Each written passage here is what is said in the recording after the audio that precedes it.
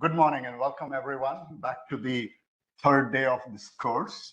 So what I typically do is if I have not done a good job of explaining myself or there is confusion in the class, I go back. My job is to go back and provide the kind of clarification. So Rupesh had an issue about the random sample number use. So in theory, the way he presented the number was to use a number of 1,200 instead of 44 to generate the numbers. He's spot on. But we have to address logistical issues on the farm and at the collection facility. So if I may permit, to kind of explain where the deviation took place in my mind, which should not have, is this particular farm, which receives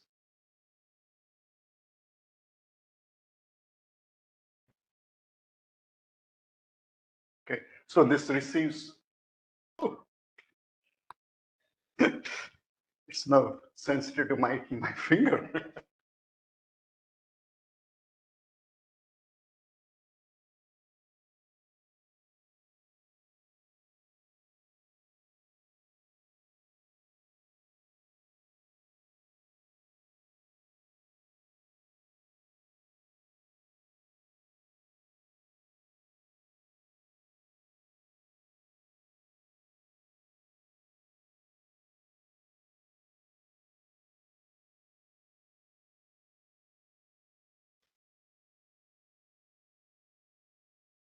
Okay, let me explain you. So we have these 1,200 calves, and the centralized facility would have 20 open pens. So as the calves were coming in to be placed in Participants are requested to mute themselves. Hello. Online participants, please mute yourself.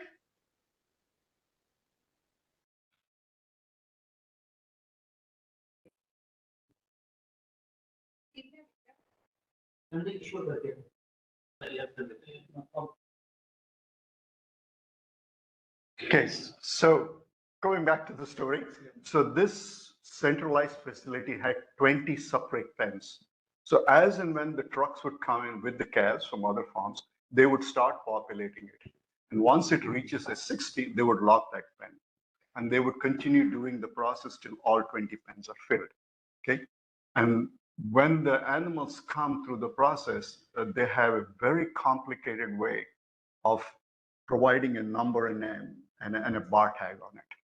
So the complications of these bar tag in order to identify the numbers, because that is a HIPAA related issue, I cannot use those numbers. It's related to the farm, it's related to the owner.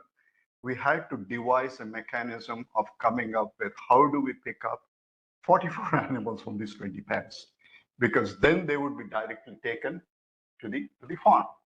So the way we did was, as soon as the pens were filled, we would take 3 animals, 60 animals, because we know through prior experience, there's generally an attrition. Either an animal dies or animal, we are not able to recollect the sample where it went. So what had happens, we take 3 samples. So either we take the first or the 19th, or then we take the next one and then the last one in the group. So it becomes an easier way for us to pick, right? So the randomization became very easy. It became more a systematic random sampling. So that is the way we used in our project. We didn't go with this random sample. We just went with the process. So I was kind of debating which way to go, but we do have another study that we are doing with mycoplasma with a smaller batch of animals. That is less than 100 animals. So this is where the applications of 1 to 44 become more convenient to use. So my apologies, I overlooked the fact because I was thinking whether I should talk about these 20 pens or should I talk about the numbers. So is that clear to everyone? Does it make sense? Okay, sure, thank you.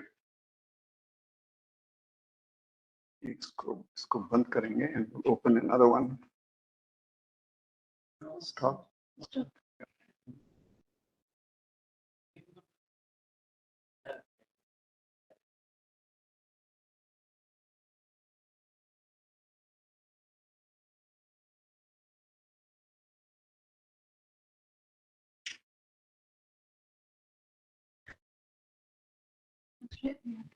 Oh, you have to reset it. Okay. And we were running multiple projects on those cats. So we had to be sure. There was a mycoplasma study going on. There was a salmonella study going on.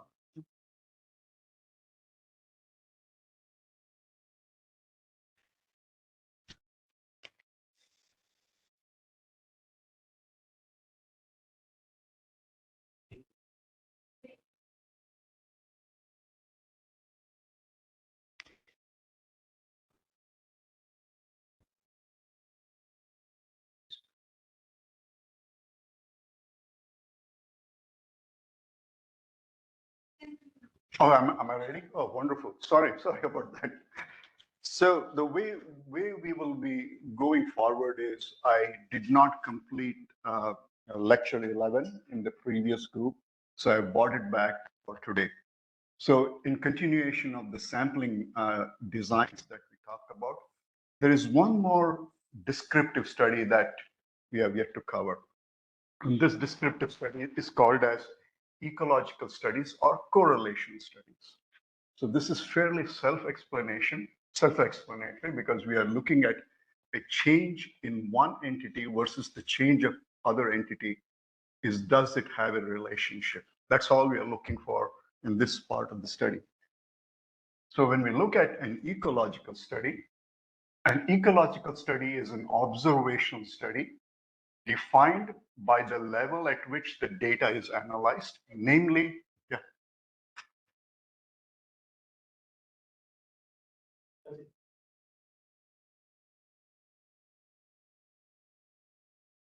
Does she wanted anything? Or? Okay. Maybe I'm a little hyper today, so bear with me. So we are looking at observational study defined at a level at which the data is analyzed, namely at the population level, okay, or a group level, rather than at an individual level. So this should be very clear to you because many a times with ecological studies or correlation studies, we tend to rather focus on the individual. So the way to look at it, yes, if you're looking at a population or a group, if you're looking at an individual, does not apply. So here's an example. Here is an example that shows how we can use an ecological study.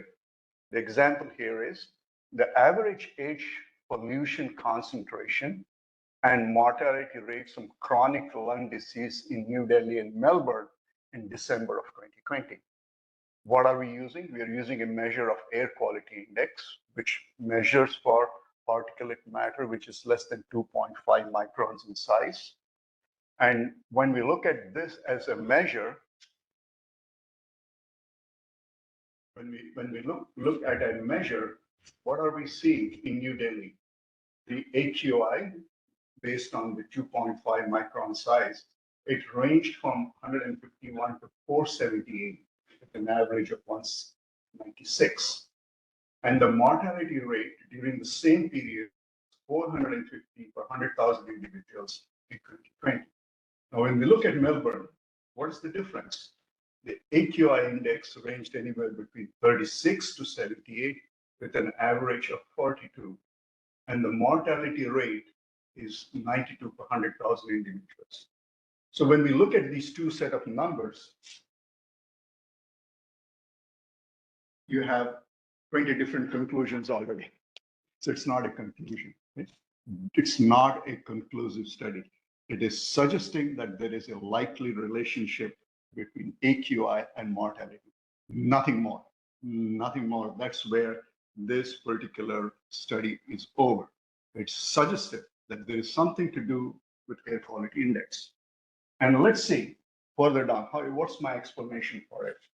Ecological studies may be used to generate hypotheses of an association between exposure and health outcome. Now keep in mind, now we're introducing two things, exposures and outcomes.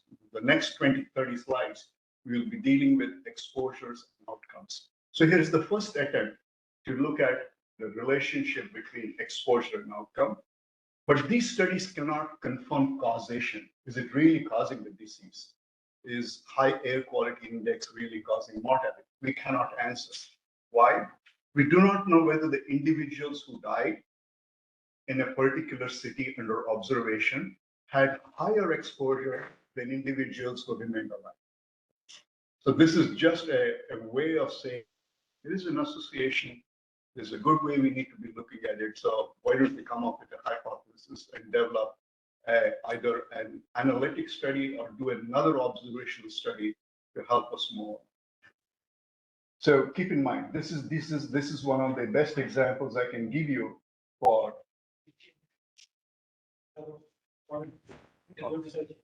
Here? Yeah. Double. Yes, sir. Okay, cool. Single click. Okay, single click.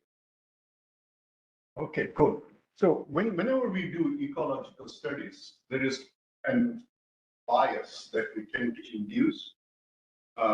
Rather unexpectedly, it always creeps up at some point of time or the other. So when we use the word ecological fallacy, the definition is drawing conclusions about specific individuals based on aggregate data on a larger. So you take the information from the larger group and you try and apply it to individuals. That's called as an ecological fallacy. Example, here is, of course, he likes soccer. The mother is telling the neighbor, of course, he likes soccer. After all, it's the most popular sport in the world. The poor kid hates soccer. So you can't generalize just because everybody likes soccer. Son also likes soccer. So at that level, extrapolation of data is virtually not recommended.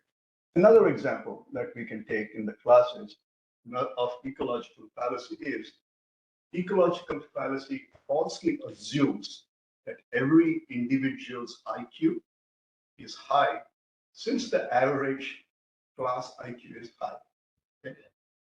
So try and understand where we are going to meet with roadblocks, difficulties when we start doing ecological studies.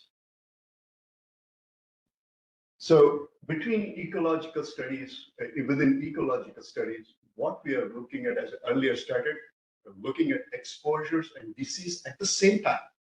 We are not differentiating, we're looking at the same time. It's largely how we pose the question in terms of the exposure to elicit a response in terms of an outcome. For example, if we ask a question, what percent of population lives in crowded housing? What are we really looking at? We are looking at the percentage of population that had tuberculosis. Okay? So we are trying to see the relationship between crowded housing and the occurrence of tuberculosis. What percent of 1-year-old children are vaccinated against measles? What percent of 1-year-old children had measles in the last year? Here we are not taking into account whether they are vaccinated or not vaccinated, but if the vaccination rates go high, we would anticipate the number of cases of measles would be in the opposite direction. Okay, so that's what we are assuming in terms of a relationship. Next is what percent of population had pipe water.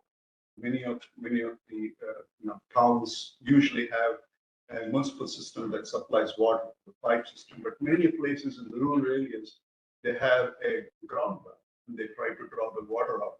So what percentage of population has pipe water? What percentage of population has diarrhea? Okay? So these are the questions that we typically take to ask. Another set of examples, incidence of malaria and the number of mosquito bites between 6 and 8 p.m. There are many entomologists. I would not like to engage them today, but that's the time when what happens to those mosquitoes between 6 and 8. Folks, I want an answer. It should be like this. That's the most active period. It's an active period of foraging. When sunset takes place, that's when you see a lot of the mosquitoes coming out, and that's around the same time when children go back. So you can see the relationship that happens is feeding times early in the morning, just before the onset of sunrise, or just around the time between sunset, we see higher mosquito activity. The next is examination of state data on tobacco sales and mortality due to coronary heart disease, number of sex partners, and the occurrence of sexually transmitted diseases.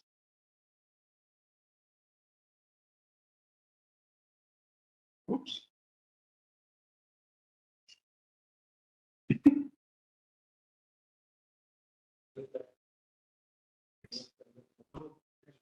Okay,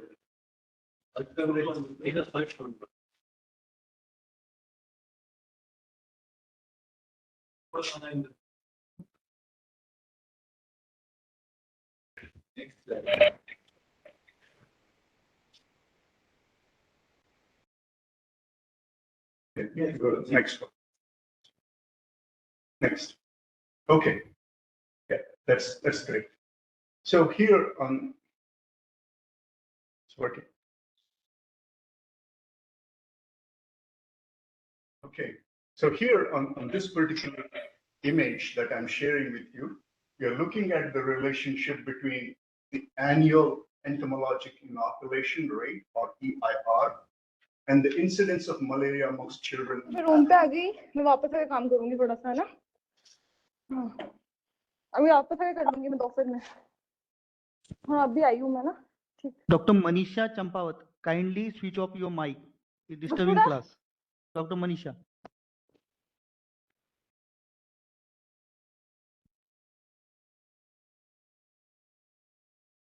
Okay.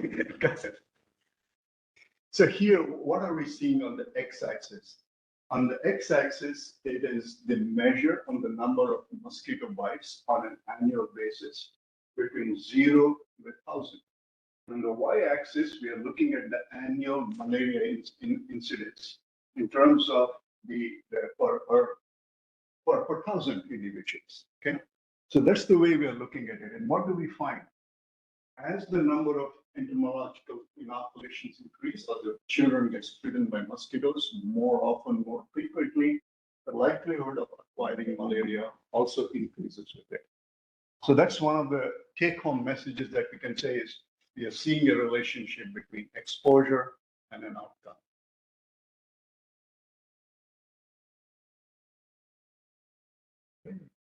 So what are some of the advantages and disadvantages of ecological or correlation studies? One, it's quick and relatively inexpensive.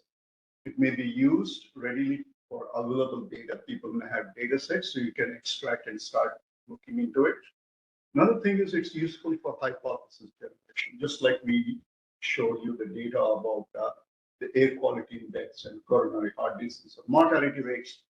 And says, yes, there is something to look into it further. How do we do it? Next is disadvantages.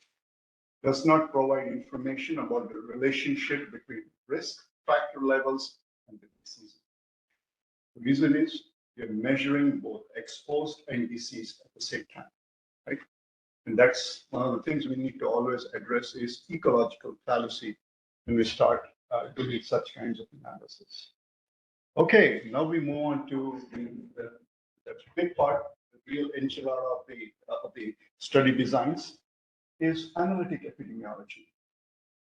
So drawing back to the earlier slide, which I presented on July 4th, is when we do epidemiological study designs, there are two types, descriptive and analytic. So as of this morning, we just finished up with descriptive. We talked about case reports and case series using age as an example. We talked about ecological study using air quality index as one of the examples. And now we will move on and talk about analytic studies. So analytic studies are further then categorized into two other groups called as observational, that includes cross-sectional, cohort, and case control studies, whereas experimental study designs consist of clinical trials and interventions. What is the major difference between observational studies, between analytic studies and descriptive? Hypothesis. Second one, hypothesis we are able to prove. Good. That's right. So analytic studies usually is focused on testing a hypothesis. Right. Very good. Something very important. Did you notice by any chance when we talked about descriptive studies, did we use a control group? Did not use a control group. So when we do analytic studies, we must have a control. That is the distinguishing factor between descriptive studies and analytic. Keep this in mind. unless and until you have a control group, there's no purpose in doing an analytics.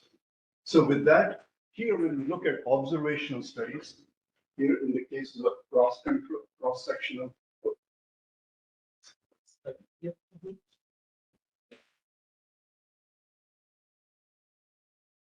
When we look at the exposure in case of observational, exposure is self-selected. Whereas when we do start talking about experimental study designs, the exposure is selected by the investigator. Where do they put them, in group A or group B? Does it go into placebo? Does it go into new treatment? Or does it go into an alternate treatment? So those are the things that are decided by the investigator. So with this background, let's go ahead and talk about analytic epidemiology. So what does it do? It identifies the cause of the disease, or brings us very close towards identifying the cause of the disease. It allows us to test the hypothesis that's being developed using descriptive epidemiology that we have generated using descriptive epidemiology.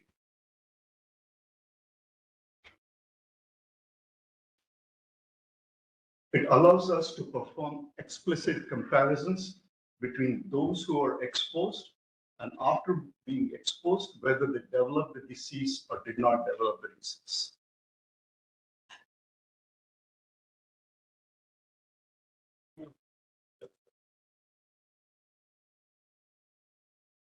So when we look at analytic studies, we have to consider two important factors. So keep this in mind. Now we are starting a new journey where we'll be talking about exposures and outcomes. So keep that in the back of your mind, because we will be talking about it very often. When we talk about exposure, it refers to the factors that may influence the one's risk for disease. But when we talk about the outcome, it refers to the population with the disease based on case definitions.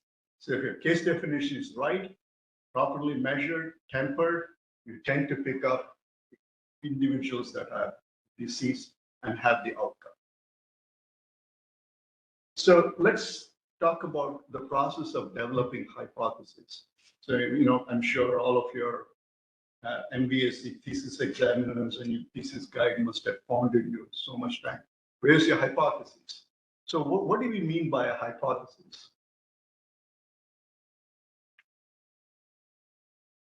So a hypothesis is an educated guess about an association. Again, I like the word, it's an educated guess about an association that is testable in a scientific investigation.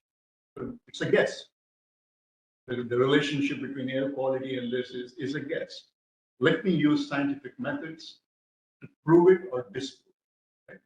So descriptive data provides information to develop the hypotheses. Hypotheses initially tend to be broad, and then we can refine it with a narrower focus. Okay? So you don't have to tie in yourself and say, I'm going to go with null hypothesis. You're shooting yourself in the foot. You may have a different hypothesis that you would like because that is more applicable to the kind of study you're doing. So examples, hypothesis, people who ate at a church picnic were more likely to become ill. That's the hypothesis based on the data they found. What was the exposure? What is the exposure? Is eating at the church picnic. And what is the outcome? Illness. So this would need to be defined. For example, if ill persons who have diarrhea and fever are classified as the outcome. But we can drill this down a little bit more further. Let's ask another set of questions. Hypothesis, people who ate egg salad at the church picnic were more likely to have laboratory confirmed salmonella. So what's the exposure? Exposure is eating the egg salad. And what's the outcome? Laboratory confirmation. So you can see that when we develop a hypothesis, we should have the two aspects in mind. One is exposure, another is outcome. How do you talk between the two? So amongst observational studies, we will talk about the first one, is called as cross-sectional study. So in a cross-sectional study, data is collected at on several individuals at one point in time. So that's why it's called a cross-sectional study.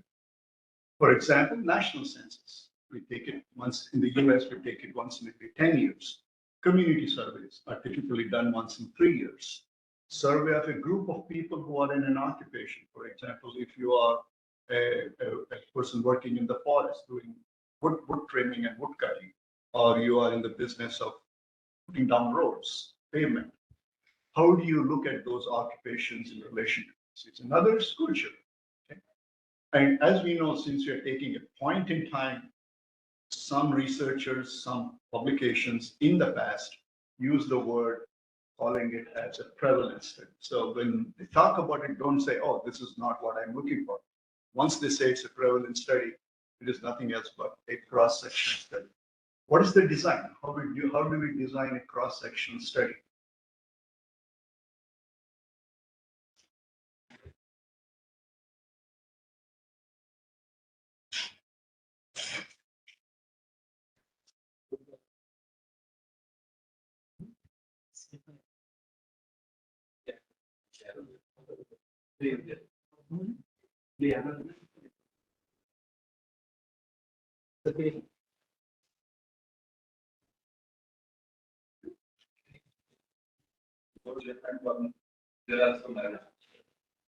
Which one? This is the The bottom. next slide. That doesn't move. Okay. You will be on 810. Yeah, that's right. That's good. So the way we look at, as I mentioned, that image which shows up there, it shows this is taken at a point in time. So what is the study design that we use to do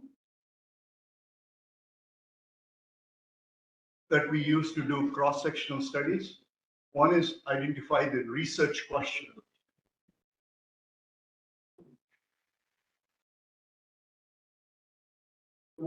We identify a research question. And then what do? We target a population, a given population that where we would like to conduct the study. Something wrong here? Is it not recognizing our image?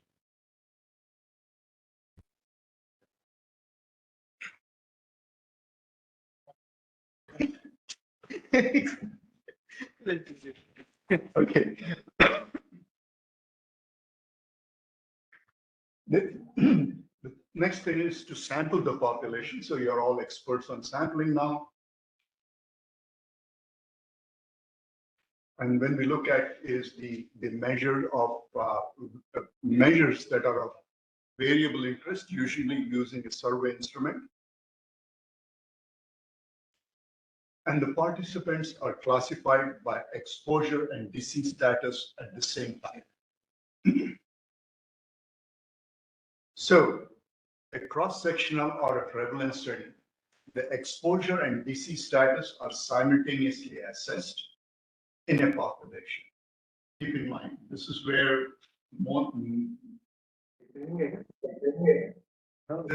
I would always bring it up in a class discussion or in a test or exam, is cross-sectional study must have a comparison group because it's an analytics.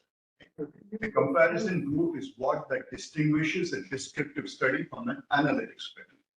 What are some of the strengths of the study? Provides information about the frequency and the characteristics of the disease, useful for public health survey and follow-up studies, and can provide information concerning the prevalence of a disease and other health outcomes in special groups. What is some of the limitations?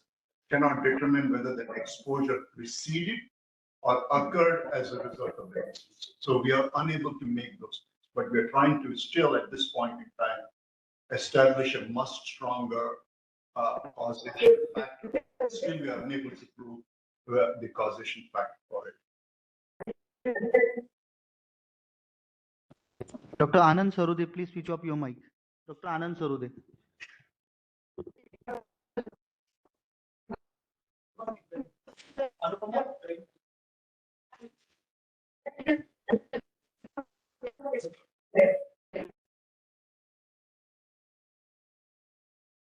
Okay, so let's go ahead and look at the study. How do we design a cross-section study? It begins with a defined population. And once we have defined the population, then we gather data on two aspects, exposure and outcome. And based on that, we put them into four possible groups. The first possible group is having they are exposed and have developed the disease. They are exposed but do not have the disease. They are not exposed but have the disease. And finally, not exposed and do not have the disease. Here is an example. Hunters in Pennsylvania in May of 2017, there were some of them that went hunting and some of them that did not go hunting because the hunting season is for about a week.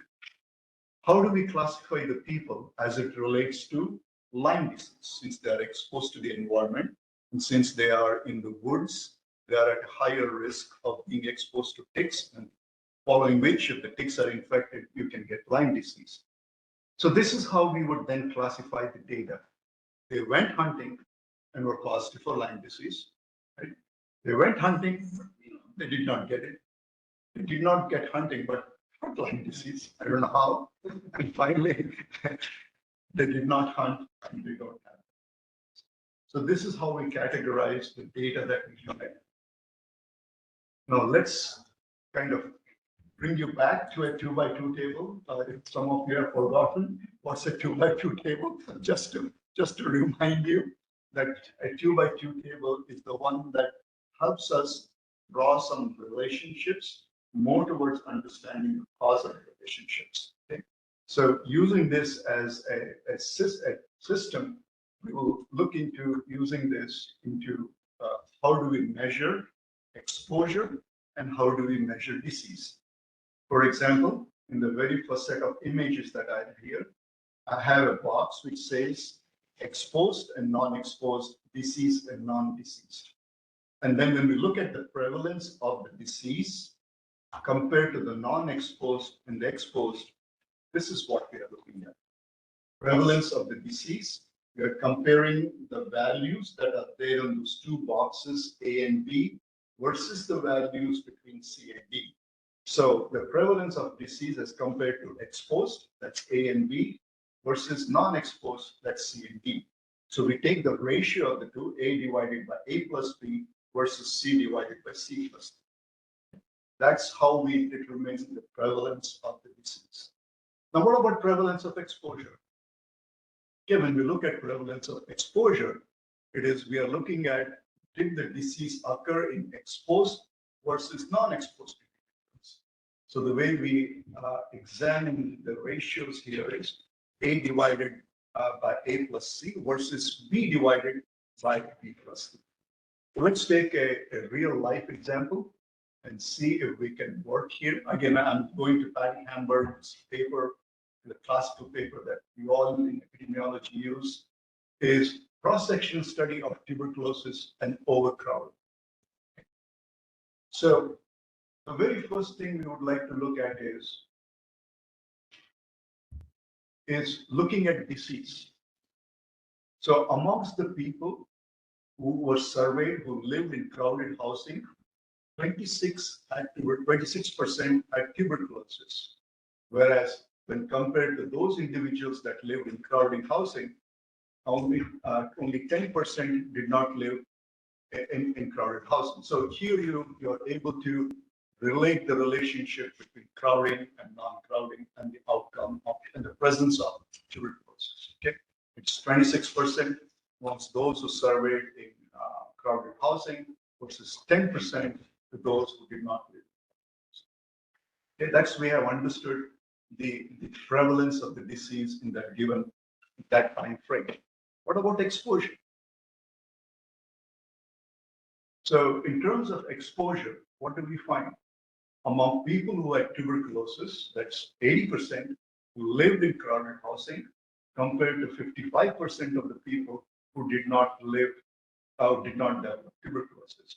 So in the process, what are we doing? We are measuring outcomes and exposures at the same time. So it does relate to us that there is a relationship between crowding and tuberculosis. Is everybody clear on this?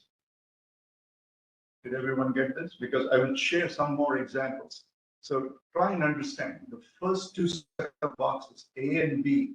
When we use those two boxes, we are focusing on the prevalence of the disease. When we talk about B and D, C and D, we are talking about the outcomes related to exposure.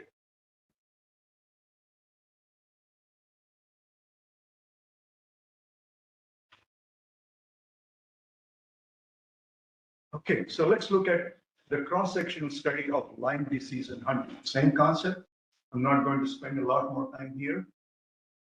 Oops. So we can switch back. There you go. Okay, so here, when we look at it in terms of Lyme disease,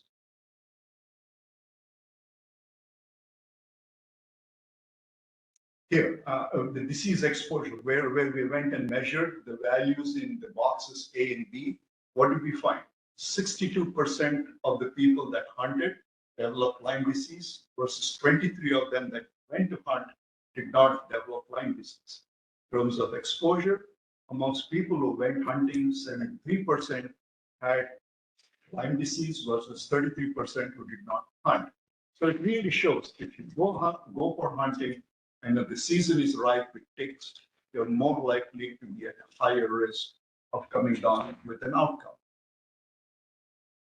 So here's another example that I use for students who are in the biomedical program, is I talk about HPV vaccine and cervical cancer.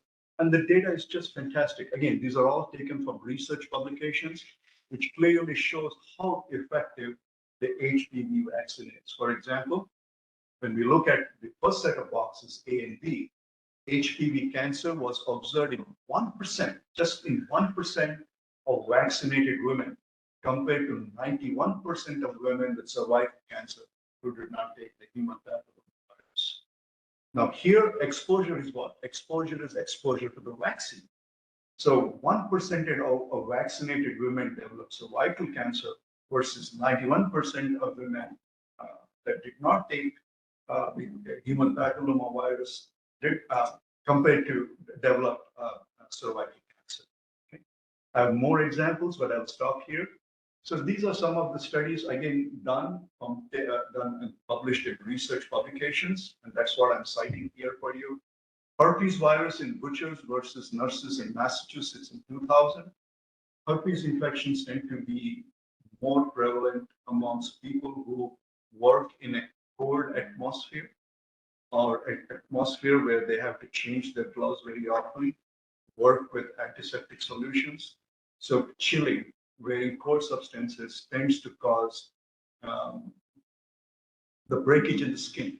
And these herpes viruses are, once you're infected with the herpes virus, you're infected for lifetime. So these herpes viruses, through these scratches and changes, tend to re-emerge and cause severe pain and lesions of the skin. Okay. Next is Lyme disease in hunters in eastern Pennsylvania in the spring of 2015. Ear infections is very well studied using cross-sectional studies, especially children who stayed in daycare centers less than 6 months versus those that stayed more than 6 months in the center. Then we looked at the use of diarrhea in persons in a refugee camp without access to fluorinated water. And we have this, we have talked about this previously, but it's again from a very well-known publication that we all use. Prevalence of tuberculosis in persons living in crowded and not crowded housing in prisons, 1,000. Prevalence of HIV in sex workers and IV drug users in Nairobi, Kenya. So we're finished to the very first cross-section, observational study, that's cross-section study. We will move on and now talk about cohort studies. So before I go on, let's see. So Has anybody looked into what's a cohort study? Similar. Yeah, good. It's a good point. Yeah. Anything else? Selection is on the basis of exposure. Selection is on the basis of Just exposure. select the two groups, who is exposed and unexposed. Follow this to further. Yeah, you can follow them in time, or if you have a data set, you can go back in time. You can have both ways. Case control, Back to back. case control, we are looking at outcomes. We're not looking at exposure. So here we can go back in time because we know the outcomes and then see when they were likely. So retrospectively, we can do that. So where does the word cohort come from?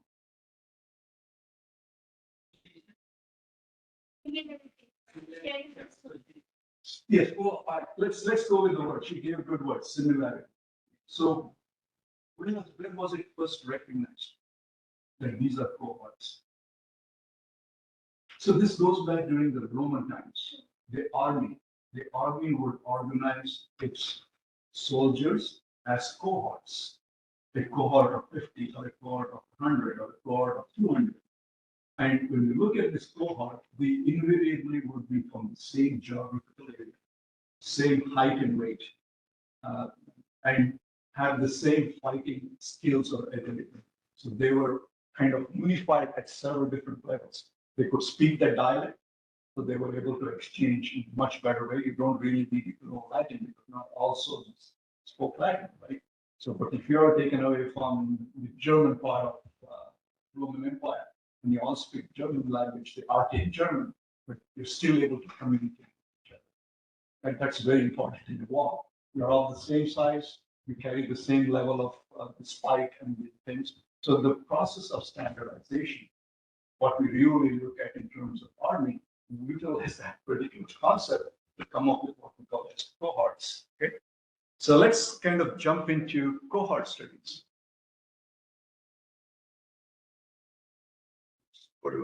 Can I move this flip up here? Cool. So in a cohort study, it is the investigator that selects a group of exposed individuals and a group of non-exposed individuals and follows both of the groups to compare the incidence of the disease or the rate of the disease at that given point in time. So this is how we do. Exposure is self-selected. We do not mess with it. Next is we then group the individuals as exposed or not exposed. For example, if you are exposed to a bioweapon or a terroristic event that takes place, like release of anthrax, we know those individuals that were exposed, non-exposed. We then follow them over a period of time and then see whether they have the disease or do not have the disease. But we don't have the luxury to do that with a bioterrorism. You suspected, you have to vaccinate them or throw multiple drugs at them, right? So, but the concept really comes here with when you're exposed to a nuclear infection. So that's where the value of cohort studies becomes helpful in order to see when do the cancers develop as a result of exposure. Next is, when we look at cohort study, the population group is grouped by exposure status. So the type of studies are what we typically tend to use. And if you read some of the journals, it would say concurrent cohort study, concurrent prospective, or it's also called as a longitudinal study. The other thing that a cohort study can be retrospective in nature. It's non-concurrent prospective study, and it's also called as a historic. So as I mentioned, if it's a concurrent study, we started the study in 1995 and went to 2015. Over a period of time, we were able to collect the data.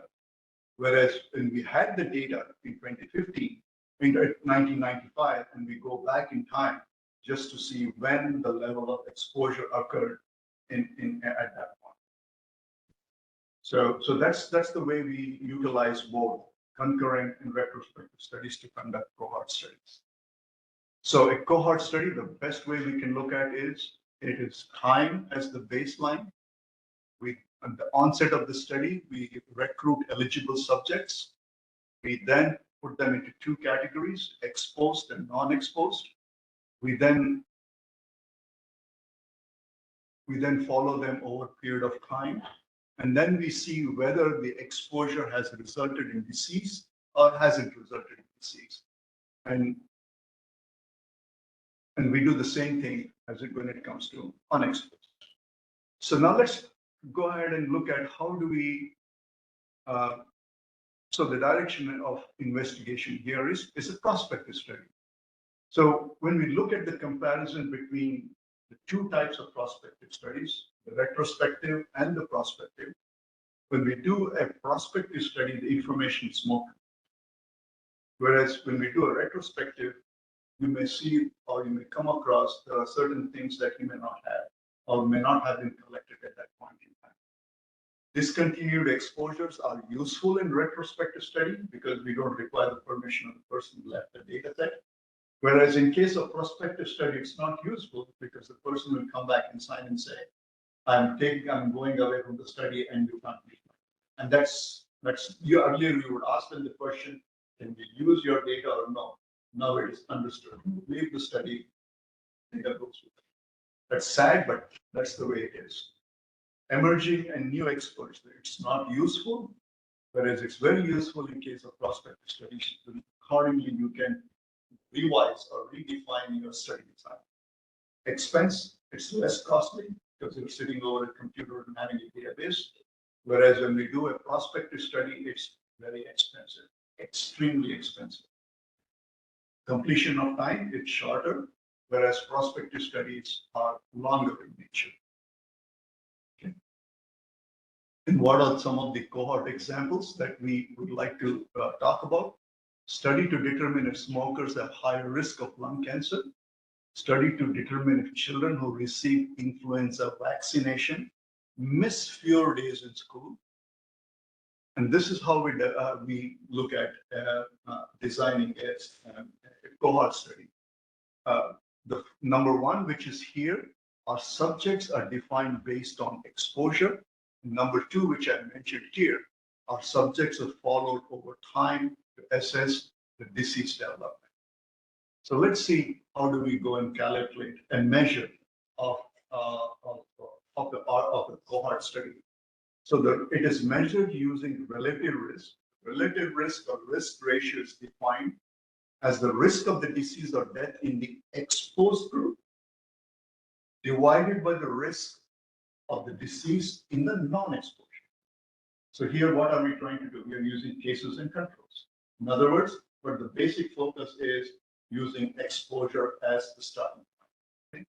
And it's very simple to calculate. It's A divided by A plus B, C divided by C plus D, and then you calculate the ratio.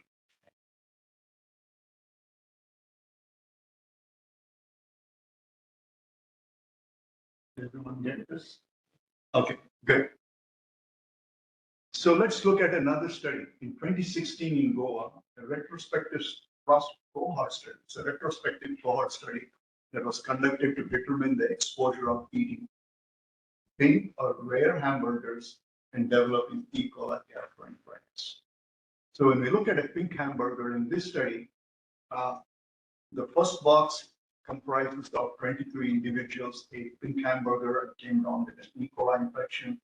10 of them did not, whereas 7 of them that did not eat pink hamburgers developed an infection, whereas 60 of them did not hamburgers and pink hamburgers did not develop an E. coli infection. So here, what do we find? The relative risk is to be 6.67. How do you best interpret this? In 2016, in Goa, people who ate pink hamburger were 6.6 times more likely to have an E. coli infection when compared to persons who did not eat it.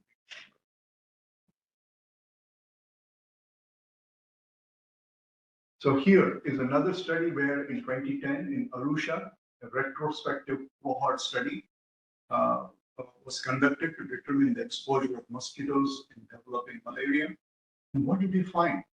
The relative risk is 0.27. Oops, there's something wrong. that correct? Let's look at it. Is it correct? Yes, like, Go ahead. it's like one,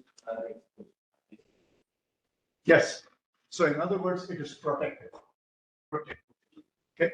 So interpretation in 2010 in Arusha, Tanzania, children who slept under bed nets were 0.34 less likely to develop malaria as compared to children who did not sleep under bed nets. So you're able to draw the relationship, the causal relationship. So even if the number is less than one, and why am I bringing less than one is we will be introducing these concepts, less than one, and greater than one at some point in time to interpret the ratios. So here it is less than one. And as a result, we are assuming that this is going to be providing a protective influence on children acquiring malaria. So here is the numbers. So when we infer the relative risk of risk ratio value, one indicates no association. Greater than one indicates a positive association.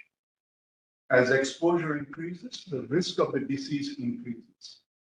For example, if the relative risk is greater than one in an investigation between contaminated water and shigellosis, suggests that contaminated water is most likely source of Shigella. Whereas if it is less than one, it indicates a negative association. Exposure and outcomes are inverse related. Such exposures are said to be protective in nature. More so when we do vaccination studies or prevention studies, you would like to see the value to be less than one.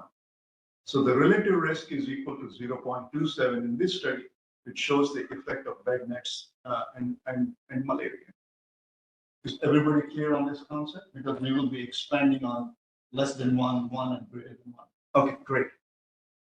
So what are some of the advantages and disadvantages of doing a cohort study?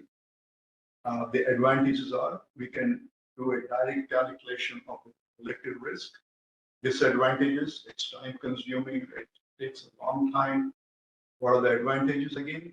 We can measure the incidence risk and thus the estimate the risk. Requires a large sample size. That's one of the disadvantages. It is clearly a time-based relationship in terms of exposure precedes disease that we need to make sure it occurs, and that's one of the advantages. Can be very efficient for rare exposures, can yield info on exposures to multiple exposures. For example, if I'm doing a study on tuberculosis in Kenya, and I'm following a population in over a period of time, many a times when the patients come back once in every 6 months, if I'm looking for tuberculosis, they may also apply the positive for HIV, or they may be positive for malaria. So when such comorbidities occur, then we can create subsets within the cohort and follow them. So do comorbidities result in earlier death? Or does it come into result in the complications at what point in time? So those are some of the things that we can really utilize in trying to look at multiple exposures. It minimizes bias, especially when it comes to recall bias, because you're collecting data as and then or at a given point in time. Strongest observational strategy design to observe cause and effect. So keep in mind, if you want to do cause and effect relationship, you're highly encouraged to look at the possibility of doing a cohort study. And what are some of the disadvantages, especially with the prospect cohort study? It's very expensive. There are losses due to follow-up. Has anybody followed up with study, the Framingham study in Massachusetts? Has anybody the coronary heart disease? Yes. Yes. So the study started way back in the 1960s. And initially, they had enrolled the nurses in the particular program and followed them over a period of time. Now, the study is still continuing, but every time we are adding in more subjects as we go along to continue and do the study. So it's one of the largest cohort studies in the US, again, funded by the US government. So there are possible changes over time in ascertainment of disease. Subjects may change health behaviors during the course of the study. For example, if an individual has been smoking 20 cigarettes a day and then stops it overnight, either he's gone mad or he's going to turn people around him mad. But ultimately, it's not possible to find it at some point, right? So that's one of the things we need to be careful as to when we start designing a cohort study, what's in our code, what's not in our code. One thing, course study, even we can error basically usually 10 requests per day, and another similar person usually because here when can comparison, right? We say it is due to the exposure one. Now here the exposure, both the persons are exposed, but there is a variation in the length. One person is 10x, right? And another person is 6x. Right. It will be the, it will be a type of course. So the criteria for selection itself is going to be how many X-rays have you taken in the last 6 months. If you have taken anywhere between 3 to 5 X-rays, then you qualify for the study as being exposed. Yeah. So those definitions have to be really defined upfront by the investigator. How do I bring you in and say you're a case or you're in the study group, in the cohort that we're trying to follow because you have an exposure. Right? So those things are has to be defined by the investigator. So here in your case, I can't give you a very precise answer, but I would say there has to be a cumulative effect of exposure to X-rays in order to have a substantial outcome or some sort of an outcome, or there will be no outcome. But just with one exposure to X-ray doesn't really make a need. So we need to be talking to people from the environmental health and safety. What is the risk level, especially if you wear badges, the MRL levels, they take the readings. And beyond a certain reading in time, then you say that you are exposed. You're not allowed to go into the X-ray.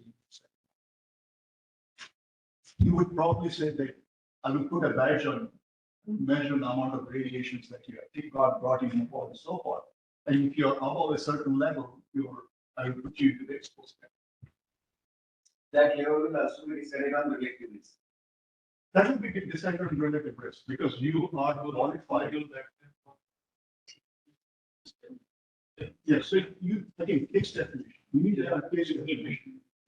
Exposure beyond a certain level, a dosage level. So here we don't say the number of X-rays.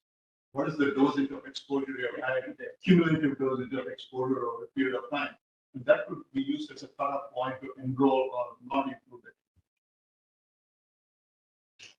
Does that help? For a certain disease, we are calculated before exposures. Right. To the relatives. Now I have got some figures of relatives. So to include those in my strategy, so what level of relative risk should be? What study are you doing? Suppose I am saying the flooring, condition of flooring, ventilation, and other management practices are it's effect on mastitis. Okay. For each, I have got different relative risk. You can do a cumulative risk analysis. That's a different way. I'm not even going to go there. The approach is very different. Here, the way we do this, in case of mastitis, you're doing flooring. I would rate the flooring on a scale of 1 to 5. For example, if I'm looking at the cleanliness, hygiene of the stalls, again classified to 1 to 5. Then you go and look at the clinical study and last moment of the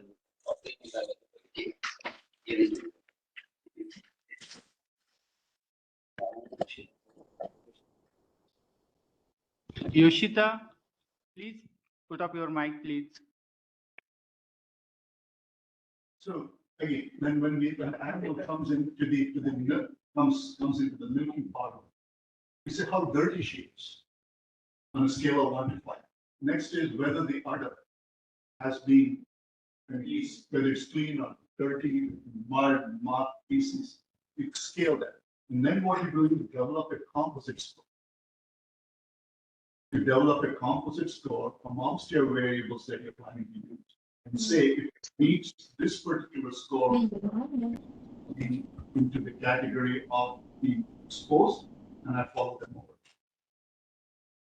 So rather than doing individual ones, because my experience was when we started looking at the effect of certain vitamins, the effect of vitamins on the health of the outcomes of metabolic diseases, we looked at all 17 different minerals. It was one of the most expensive studies I did. And it's like vitamins. I found some beautiful relationships between B6 and B12 combinations, some of the vitamin D combinations. Beautiful individual results. But when I did a logistic regression model, it fell apart. So it clearly shows that a single individual observation like yours as the fluorine may have an influence, but in the big picture, it may disappear. So we need to be careful. Yes, you can look at individual ones. That's the right approach. But the ultimate thing is, do I bring all of this together and say, is the effect still there? That becomes very important. Great approach. Yeah, but ultimately look at the cumulative. So what are the limitations of implementation of cohort study? So mastitis is the best example to do cohort studies. What we typically do is we enroll first lactation cows, and we follow them over the first 300 days. At the 300 day is when they go into the dry period.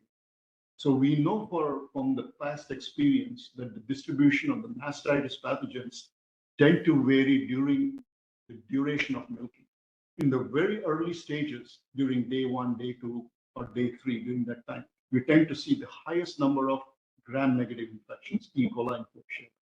It's significantly higher. But as we come during the mid-lactation period, it's more of the staph species, coagulase negative staphylococci. On an occasion, we would see a staph aureus here, but very rarely do we see the occurrence of a gram-negative. We do see streptococci once in a while here and there. But when we come to the late lactation, there's something 280 days or 290 days in milk, and we're getting ready to dry them off. That's where we tend to see a lot more gram-positives emerge into the mammary gland. And why is it? Why is that? What's happening to the mammary gland? There's a physiologic transition occurring. When you bring the animal close together, it changes the physiology of the udder. It also changes the physiology of the composition of the milk. So as a result, we tend to see a different set of pathogens emerging close to dry off as compared to the ones that are coming during calving, where we tend to see more gram-negatives because of the interrelationship of the calf, the animal, the cleanliness, all becomes an issue at that point in time. And what is so very important during the early lactation period, the teat ends are open. Milk, the udder is engorged with milk and it's leaking with milk. What do the bugs like? They like it. That's the best environment to survive. So that's how they develop mastitis with gram-negatives in the earlier stages. They are full. And in such cases, we recommend for the dairy producers is to strip them. Is to strip them as much as possible to reduce the pressure on the udder before they're before they calve, if they're still full. And after they calf, you can put them back in. But they're still carrying the calf and they're leaking with milk. I would tell the producer to strip the animal of the milk. Most likely it's going to be colostrum and anything else. But those are some of the management strategies we can bring in order to address early onset of E. coli infections of gram-negatives during start of the lactation period. Then when we talk about cows going into the late lactation period, we know for sure that there will be some level of gram-positive infection. So what do? We do a California mastitis test, or we do a D-level test to see the number of somatic cells. If the somatic cells are more than 500, then we give what we call as a dry cow preparation that lasts for about 42 days. So the antibiotic stays in the udder for about 40 days, assuming that you have a 60-day dry period. Okay? If you shorten the dry period, you are killing the cow because she's under stress. Her gland is not fully developed as of yet, or redeveloped once again, and the milk production will not peak to the expect you would like it to be. So the way we look at it is once we dry off with the preparation, usually a combination of long-acting ceftiofur or a combination of amoxicillin, just plain amoxicillin that has been chelated for slow release. So that prevents the occurrence of mastitis just around the time when she carries back again. So again, management practices, but in a cohort study, what we do best is in mastitis is a great example. We can go over a period of time and see how do the microbiological profiles change, how does the quality of milk change, what is the changes due to, especially for us, most of the cows are milk through a milking system. So you also go back and evaluate the teat and tea times, whether the pressures are working right, if there's damage to the tea times. If there's damage, you tend to see more incidents of mastitis coming on later. So that's one. Another aspect is we conducted a study looking at weaned calves again, looking at when do we see mycoplasma emerge to a level of 70% of infection in the herd. So when we took these 3-week-old calves and we started pulling a lot of nasal swabs, we found the herd by the end of the 5th and the 6th week, 70% of the animals would be naturally shedding mycoplasma bolus. Even if they're vaccinated, it doesn't matter. They still will be shedding mycoplasma bolus. So those are some of the things that emerge from cohort studies that we tend to do. So, Yeah. Many times we give such topics to PG students. Right. Unfortunately, they get only 3 months, maximum 4 months to study. And long-term observations are not possible. Right. So usually we go and take observations at a time, and it becomes something like cross-sectional study.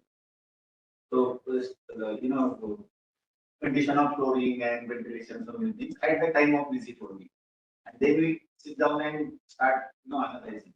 So, and it's no different for us in the US too. I can't expect a master student to be with me for 6 years. So the way we do it is we have a dedicated technician, and we have who is supposed to be going on the field for us, and a dedicated laboratory technician. So on her schedule, she's on schedule every week to go on the farm to collect milk samples. She comes, she collects the milk samples, she does all of the analysis, the lab person isolates the organisms and puts it away at a minus 80 freezer. It is stored. So the data is there. We have the metadata. We have the organisms sitting in the fridge. So when the PG student comes, we ask them to do a retrospective cohort study analysis back in time. So we reduce the effect of not spending 6 years with me and cursing me for the rest of our life. So we do it, we go back in time and we do a retrospective study. But when they are there in the program, they go on the farm with the technicians to learn the process. Does that help? Yes.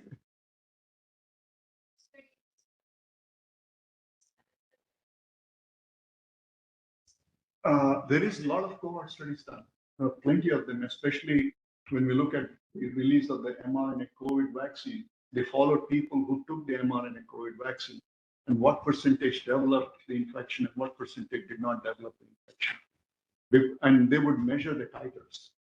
And they were also very much interested what was the ideal titer that they would like to see, and when is it that they are at a higher risk when the titer drops to get reinfected. So, and that was one of the expectations of FDA is the company provide that kind of data. So they really wanted to know is, does vaccination prevent the likelihood of onset of COVID? I mean, even if it does not, even if it is unsuccessful, when is it we see the first cases coming up? Actually, see what do you pressure means over not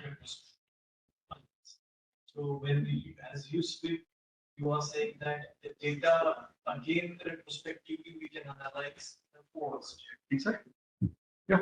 So nowadays, initially we had a mindset that the board is prospective and case control means retrospective. Likewise, By now, if you were doing only prospective cohort studies, probably there'll be not much to count on hand. Cohort studies, if you're developing a drug and you would like to go into phase clinical trials, you know how many people you require across the US, especially if you're trying to develop an anti-cholesterol medication and you'd like to see it at a population level, you require 50,000 people. If you have the money, I'll do it for you. So the thing is, they've even become smarter. There are hospitals who have research centers, and their interest is to identify these cases and controls or cases that meet the case definition for the company. And they enroll the patients, and then they follow them over a period of time, especially when it comes to lifestyle drugs. When I say lifestyle drugs, is autoimmune diseases, diabetes, cancer, or other kinds of things that we tend to look at is those are the things that, let me go back and say, if you type in, anybody would like, type in the word TIMI, E-I-M-I, that's based out of the Harvard Institute. And their annual budget is much more than many of the budgets of many states in India. So it's an annual budget. Their role is, if I'm Abbott company, I'm just throwing a name here, and I've developed a drug, and I'm being approved to do a phase 3 clinical trial. I go to King and says, do this phase clinical trial. So they develop the randomized clinical trials. They have the models. All that they say is, this is what it's going to cost. This is the data we will give you. And they recruit the patients and do the study. And believe it or not, the close will be close to between 500 to 800 million dollars.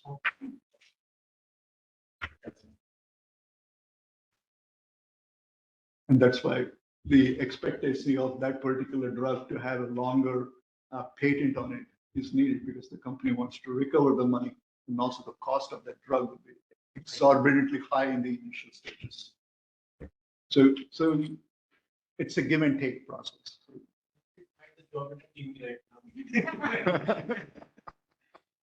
Did anybody, when did you guys Google and see? I can Google. Can you Google TV? Yes. Yeah. So we can, why don't you pull it up? We can then go and talk about case control.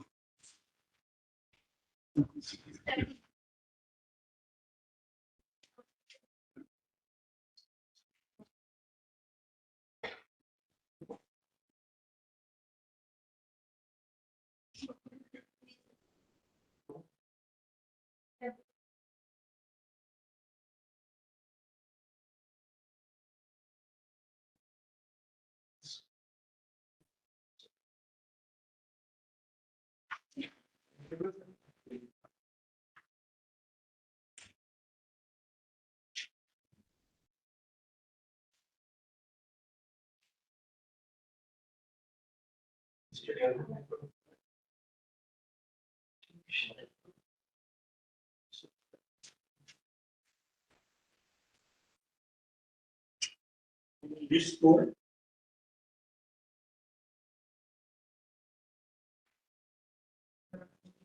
Okay, here it is.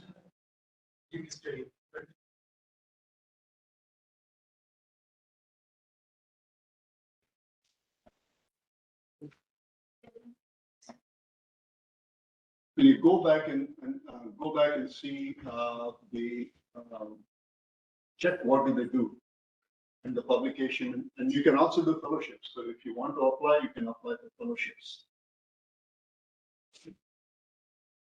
So look at this group. This is what I would say is this is how we do cohort studies. It's big, data is solid, data is provable, and then we go with it. But it's expensive.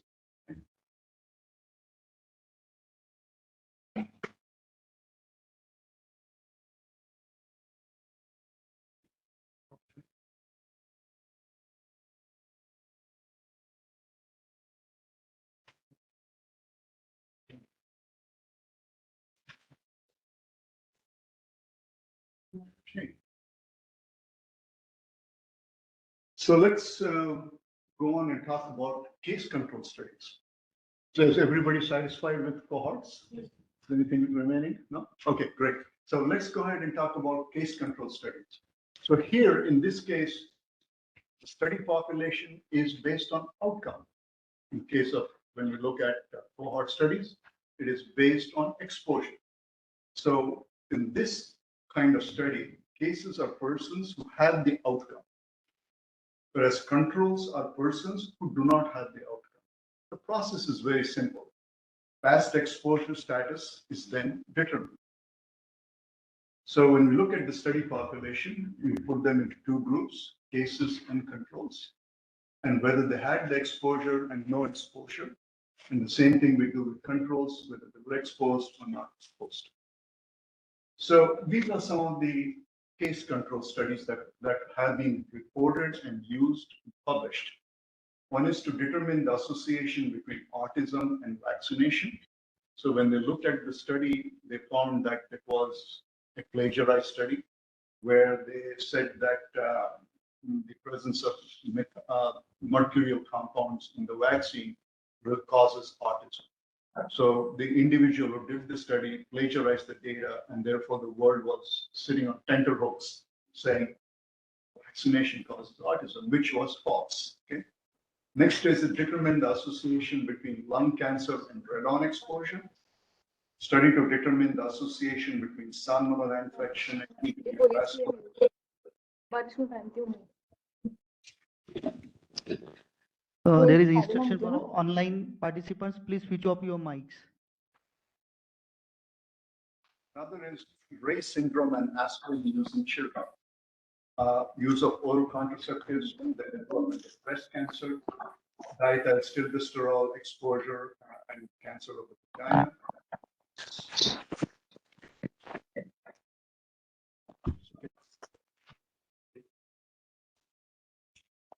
Or super absorbent tampon use and the shock syndrome. That was a big sensational news some 20 years ago. And coffee consumption of coffee and development of pancreatic cancer.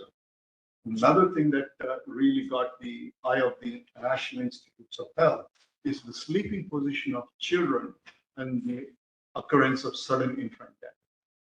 So that became a very hot issue at some point in time. And they were all, the study data sets were analyzed using case control studies. So when we look at cases and controls,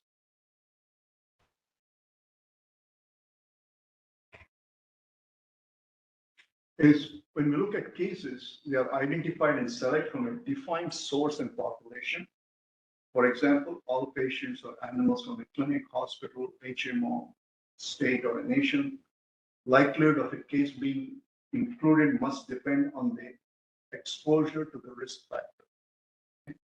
Criteria for defining cases should be sensitive and specific. Whereas when we look at controls, they have to be chosen at random from the population source. An exposed member of the population should have the same chance of becoming a control as an unexposed member. So what do we do? Say if you have a case, it's an individual, it's a woman that's 26 years old, has got a high school degree education, and is belonging to the African American race. So you identify those characteristics as the case. What do you do in order to recruit a control? You try to recruit a control with as much as possible with similar characteristics. Same race, same level of education, but does not have the disease and is from the same geographical area. So in the process, what are we trying to do? We are trying to eliminate confounders and bias. And unfortunately, case control studies tend to get loaded with a lot of bias and confounders. So in order to do that, the way we do our matching is very, very important. Okay. So the process, what we do is matching. It's a technique to reduce potential confounding. Process of selecting controls so that they are similar to cases on certain specific characteristics, such as age, race, and gender. So those are some of those variables can come into play if we job for matching the cases and countries. So again, here, the concept is very simple. Odds ratio is a measure of case control studies. Like we found, relative risk is a measure for cohort studies. So when we look at the outcomes between exposure and the outcomes, here is an example where I've kind of modified this. This is originally was done in Argentina. Has anybody heard about the disease called as the fifth disease? It tends to be more apparent in populations that tend to have fairer skin as compared to a darker skin. It's more visible than anything else. So the fifth disease is viral illness that most kids recover quickly without complications. And it's also called as erythema infectiosum. It's caused by parvovirus B19. It's especially common in children between the ages of 3 and 15. The fifth disease causes a distinctive red rash on the face and makes a child appear to have a slapped cheek. You are presented with a data set of comprising of 500 children between the age groups of 3 and 5. The data was collected from 2015 municipal records in the city of Srinagar, Kashmir, India. Of the 500 children, 250 went to daycares, and 250 children, of these 250 children, 180 had confirmed fifth disease, 70 children who attended the daycare free of the disease. The remainder of the 250 children who did not attend the daycare, 30 of them had fifth disease, but 120 of them were free of the disease. So the question we are asking here is the risk associated with children by attending a daycare center and contracting the fifth disease? So here we plot in the boxes and the numbers. We know in each of the groups there are 250 individuals. We've gone and calculated. So we have gone and calculated the odds ratio, and the odds ratio is 10. So what does it tell us? In 2015, the children between the ages of 3 and 5 in Buenos Aires, that's where the original study was done, who attended the daycare had a 10-fold increase in contracting fifth disease as compared to children of similar age who did not attend daycare centers. So it gives us a kind of a causal relationship attending daycare centers, and if there's an outbreak of fifth disease, you're 10-fold more likely that your child will come home with the condition. So again, the same thing, when we talk about how do we infer the odds ratio, like we inferred the relative risk ratios. If it is equal to 1, there is no association. If it's greater than 1, for example, here, the odds ratio is greater than 1, and investigation between contaminated watermelon and salmonellosis. If it is less than 1, such as such exposures are considered to be protective. For example, odds ratio of 0.5 in a study that the effect of use of HPV vaccine and cervical cancer. With this much loaded, let's talk about the last aspect of case control studies. What are some of the advantages? It's very good for rare diseases, especially if there are rare diseases. It becomes much easier to recruit and conduct the study. A relatively small number of samples, it's cost and time effective, but disadvantage is something that really puts me away is I can't directly calculate incidence, and that is not the purpose why we do odds ratio, right? Control selection is challenging, especially to match all of the needed requirements at that point in time. And the process is subject to bias. Okay. Studies comes under probability sampling. Probability sampling. Let me go back.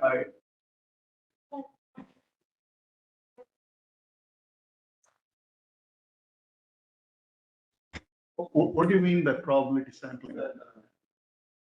Here, when we are selecting case and controls, Right. then it is the researchers. Yeah.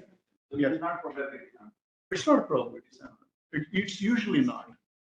You can advertise it. You can advertise the study, and people may join and may not join. But you can't do a systematic study using on odds ratio.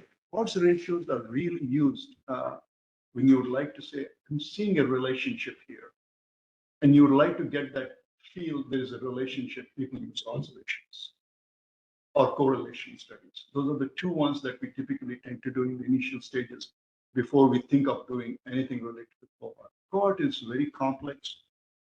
It is intense, but it gives you more valuable data for your study.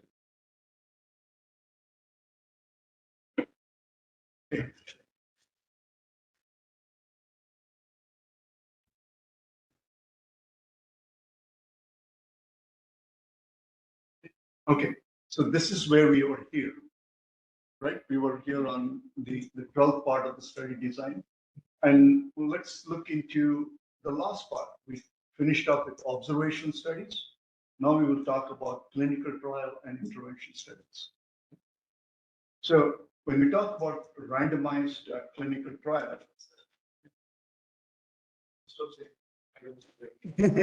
let's go for a 10-minute break. There is instructions for online participants. Now we are going to take a 5 minutes break and we'll resume with the remaining part of the session. Thank you. Yes, you can go back. And it's a data set. How you look at it and what questions you're asking to answer. You can accordingly select your data. So if it is even if it is a cohort study, you can not only calculate the incidence, but you can also calculate the curve.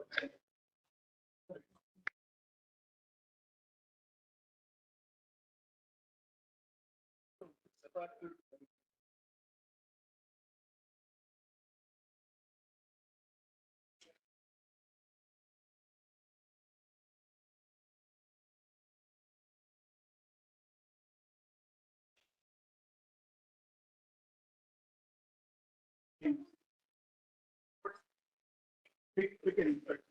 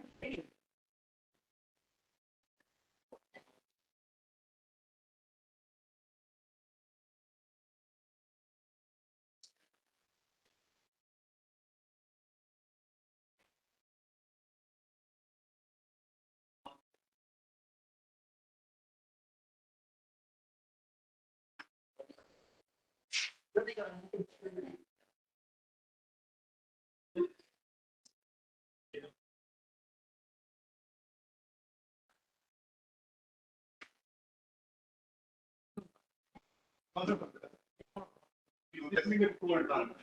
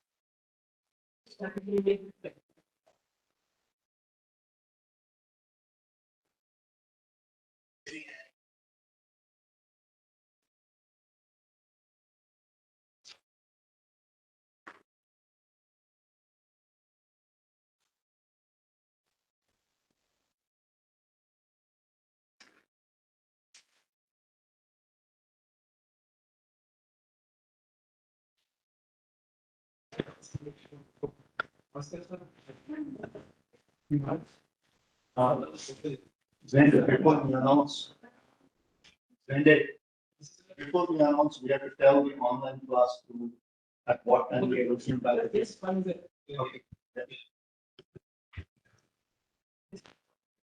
Yeah. So online is on. Rahul, switch up that mic. सगळे आले? Okay. So good morning, everyone.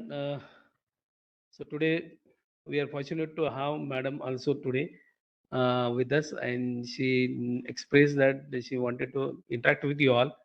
How this NIB is also benefiting you all, and how you are taking initiatives from your side to participate in different activities of the NAHEB, so that your own that competence and everything will, and this will also you will transform to your students, and that will also give any that confidence to develop your own department also, so that the student they will get an good exposure to the various technologies or the what techniques you are teaching them in practical hands-on trainings to them, and create your own identity, in the college or the university.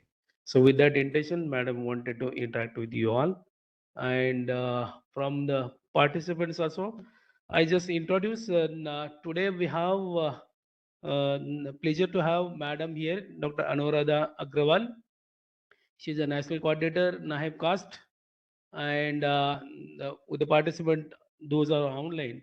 So they are all, madam, faculties from veterinary colleges, institutions, even also ICR institutions.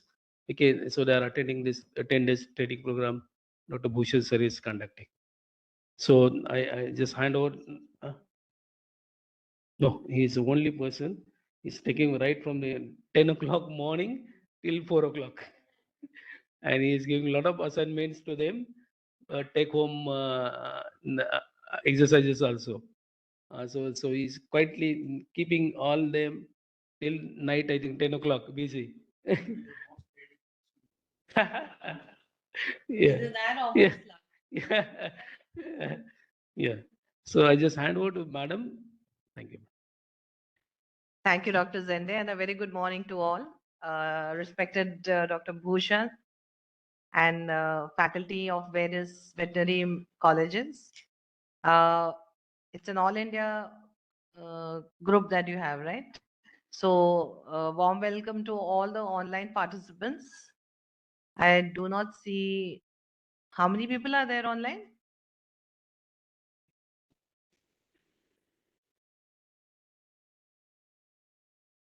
You can just switch off the slide and let it be on a. Just minimize.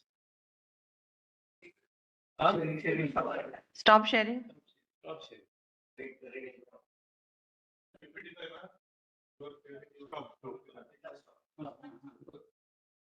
Yeah, great.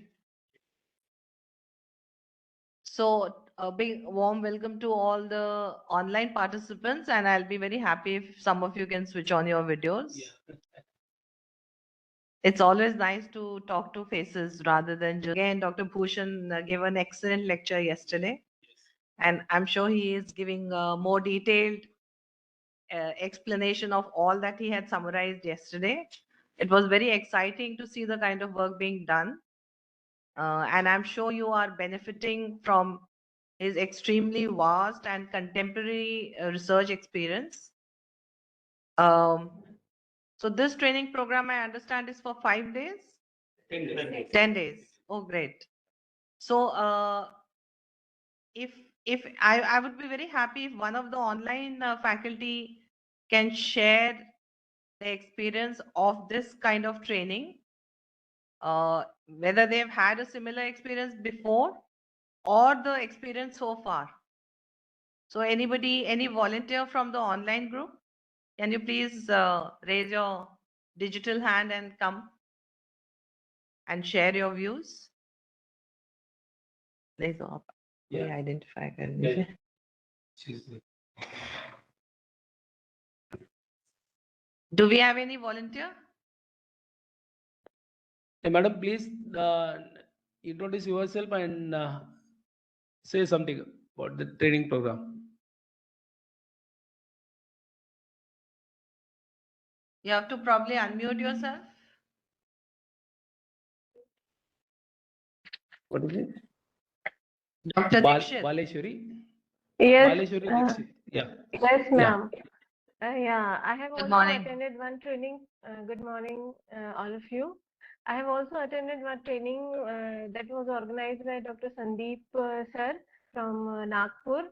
And what happened that many of the times, like we can't go outside after we have so many things to do. So it will be good for, like, the epidemiology is very important subject, and particularly for veterinary and public health point of view. So there are some topics which are somewhat difficult, and this training is explaining all these things very nicely, and many of the doubts are solving. So thanks a lot. Great. Thank you so much for sharing, Dr. Dixit. So full marks to Dr. Bhushan. Anyone? Imani? Dr. Imani? See, all of you are faculty. We don't need Yeah. to interact with you like students. If there are none online, then maybe somebody from here not belonging to MNC can share their experience. Or is it only MBA, this college? Different. So anybody from outside this college? Anybody attending for the second time such training? Or is it the first? This is the first year. Okay. Okay. Second, it is happening, madam, in the last week of this month.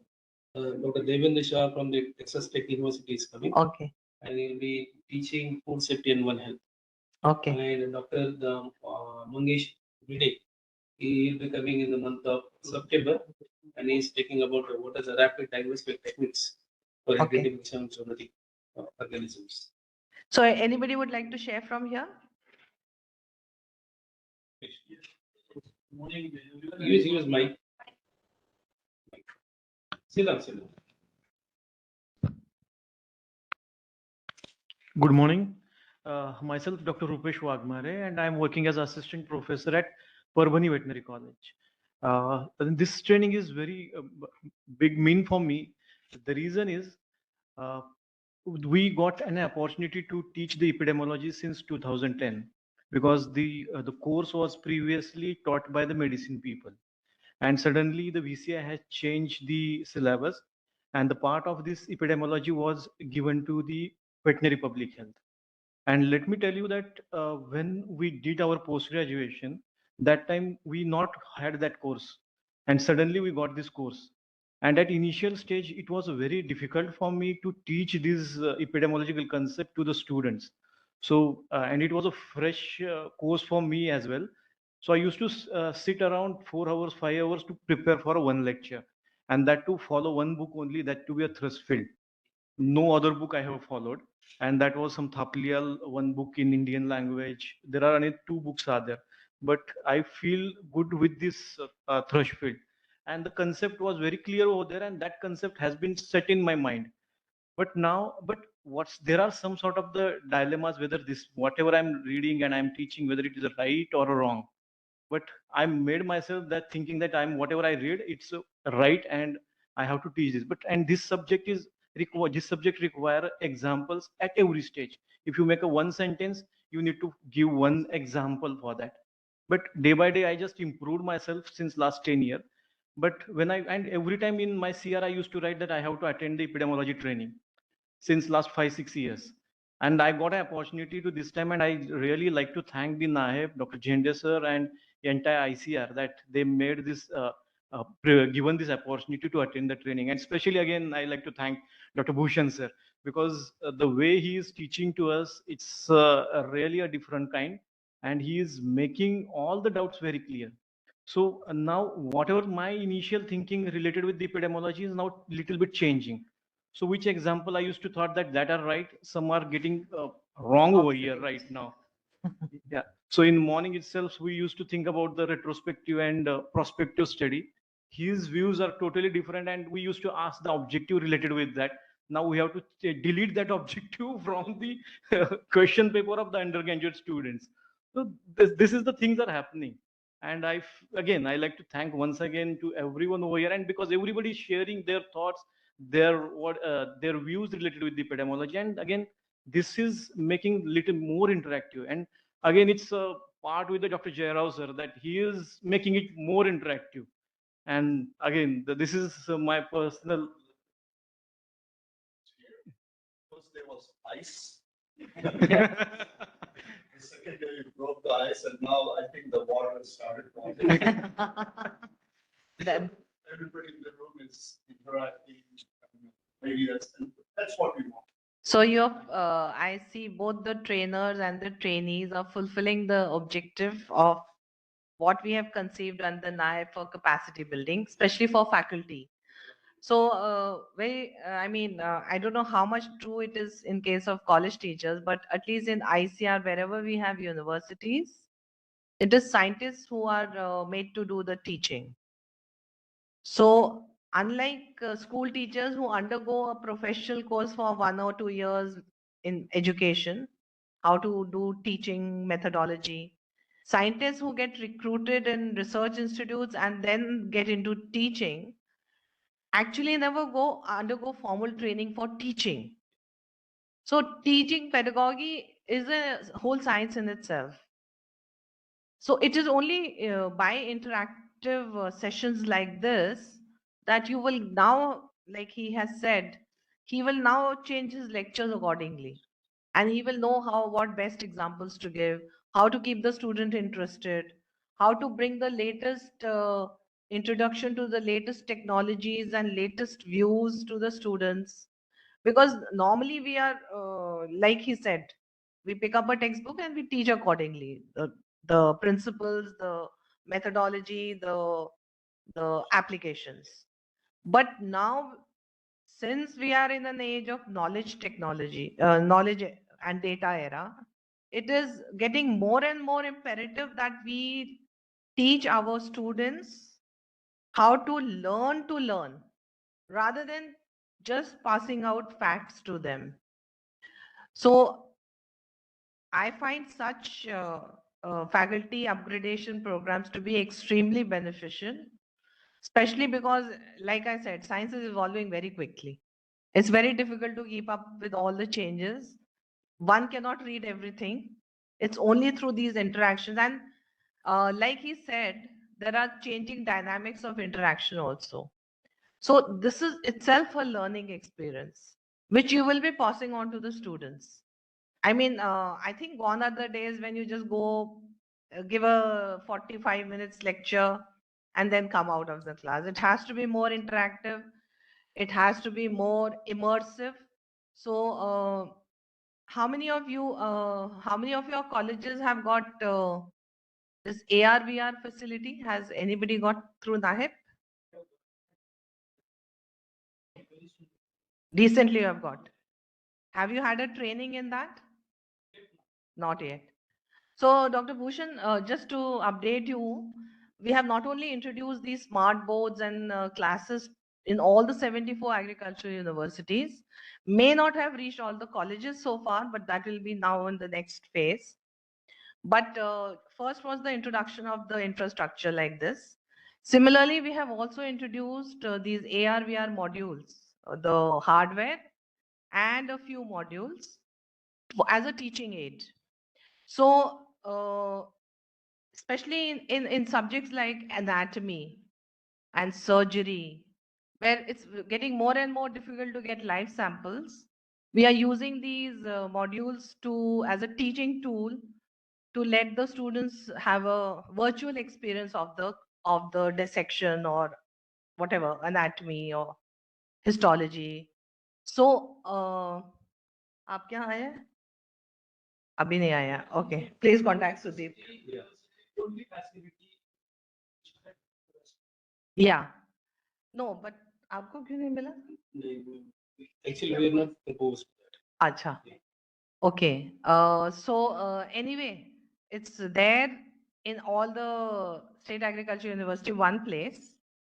And what is required from now, actually, faculty like you is to associate with the Indian Agricultural Statistical Research Institute of ICR and help in developing modules.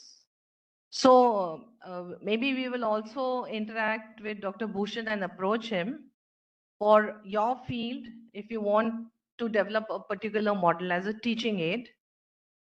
Yeah. So that will be very helpful in, giving a more interactive experience for the students as well as the faculty. Like he said, some faculty need to also upgrade themselves. They may or may not get an opportunity to come here. But if there is a module existing, we also have e-courses under Agri Diksha. If all of you, how many of you have seen Agri Diksha portal? Have you used it? No, but are you using it to tell your students to go and attend those lectures? Not. So my request to you will be, and all the faculty online, please visit the Agridiksha portal on the website, ICR website. I mean, you can just Google it. There are a large number, I think more than 1,000 lectures which have been uploaded for various topics of agriculture. And the students can learn at their own pace different modules. So whether they want to prepare for your internal exams or for competitive exams, that is a very good teaching aid. Agri Diksha, AGRIDIKSHA. So that is a thing, and we are now also doing e-content development on a blended learning platform. Right, this is the VR module. So next sensitization workshop. Okay, it finished yesterday. I was in CFE where they were completing it. So wherever we have provided these modules, we are training the faculty and introducing it to the students as well. But the Diksha has recorded lectures, which are nothing but live classroom lectures, where any faculty is giving a lecture, we have just recorded that. But now what we are starting is, we have developed what is known as a blended learning platform, where all universities can come and participate and hold their classes through the platform. So in a COVID-like situation or like under NEP, where 30 to 40% courses are to be given online, that platform can be used, and it is to be customized for each university. So each university faculty will have access to the portal once your university is on board with us. And then you can have your interactive classes, just like maybe Byju's. How many of you are familiar with Byju's? So on an interactive mode. So we are doing it for agriculture education through our blended learning platform of NAHEP. So this particular resource is for recorded lectures on various subjects of agriculture, including veterinary. But now we are shifting to the blended learning platform. So all these resources will be shifted there. And that will be a very useful tool. And of course, we are already interacting with all your vice chancellors of every university. And each university vice chancellor has identified one nodal person to be the key person for coordinating for the blended learning platform. So it may be sounding a little difficult. What is this concept? But once we will start interacting and having these training programs like this, you will get on board so that you are prepared for the teaching in the next generation. I mean, the millennial students will be learning through these interactive modules. It will not be only, of course, let me tell you, the best students like to have our offline classes with practicals. But especially in the case of veterinary, where it's very getting more and more difficult to get samples and doing it live. So veterinary and animal sciences are the first ones to move on to the virtual mode. I think Tanuvas has a very excellent facility for online teaching. So you can use their tools also. And like the NEP is recommending, the more interaction we have with other universities, the better will be your teaching learning experience on the whole. And Dr. R.C. Agarwal was mentioning yesterday, that's our Deputy Director General and also the National Director of the NHEP, that with changing technology, faculty need to change ourselves very rapidly. At least I belong to a generation where I'm really afraid to use new technologies. If I have to do online payment, I think 10 times. But that's not the case with the youngsters. They automatically have taken to the mobile, they automatically do online purchasing, and it's the normal thing for them. So similarly, our teaching has to move onto that gear where we can relate with the kind of technology they are already born with.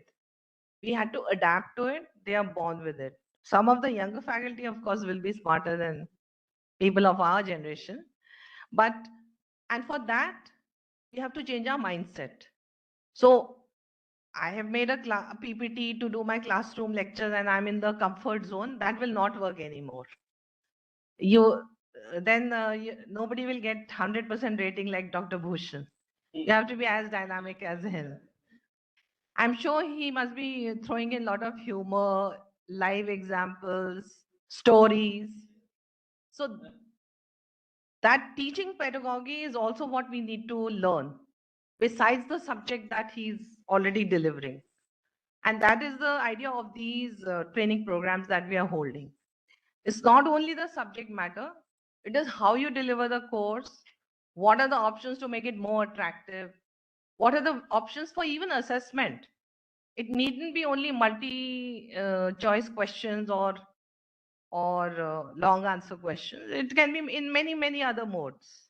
So those are all the things we need to pick up from all these training programs, especially when we have excellent faculty of global stature like Dr. Bhushan. So I am very happy. Dr. Zende has made excellent efforts to keep this program alive. And yeah, one thing I was talking about mindset. So it's, I think within 5 or 10 years, we will be having driverless cars in India also. They already have a few outside, but it will be the new normal. So then we have to change how we think and we have to even change some of the existing laws and guidelines. So in a driverless car, of course, safety is ensured, but in the rare cases where accidents will happen, whom will you go and blame in the court? Will you blame the guy who made the car or who made the software or the person who caused the accident because he was standing on the wrong place on the road? So law will also need to change. Our perspective will also need to change. And we are in a phase of big transition. So let us enjoy it and make the best of it. I can go on and on, but I will be cutting into the valuable time which your teacher would be using for delivering his contents.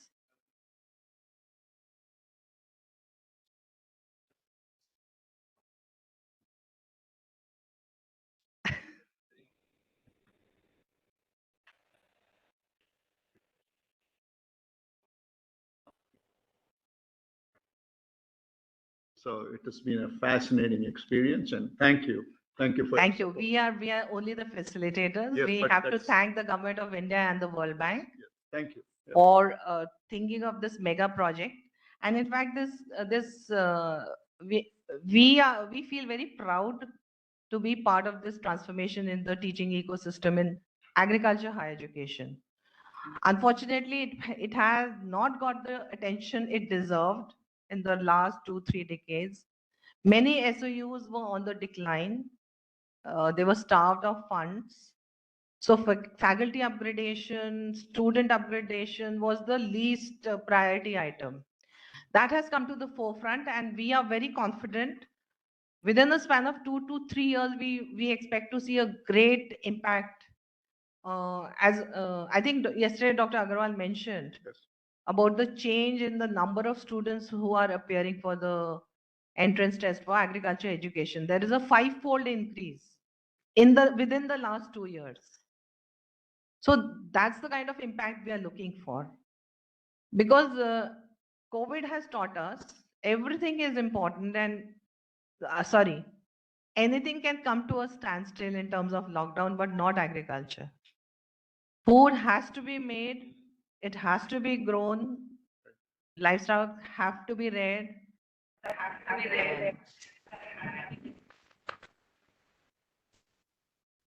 Everything will stop, but not agriculture. So therefore, we should feel proud to be in an area where we can serve humankind in the best way possible. So with that, I would like to thank you for the time given. Wish you best luck for the training and all the future endeavors, all of you will be involved. Thank you, and over to you, Dr. Zende. Thank you, madam. डाल देता हूँ एक ही बार में डालता हूँ हाँ, क्यों अभी आज नहीं किया कल अलग बात। मिडिल का चक्कर पड़ लेते हैं ना हाँ।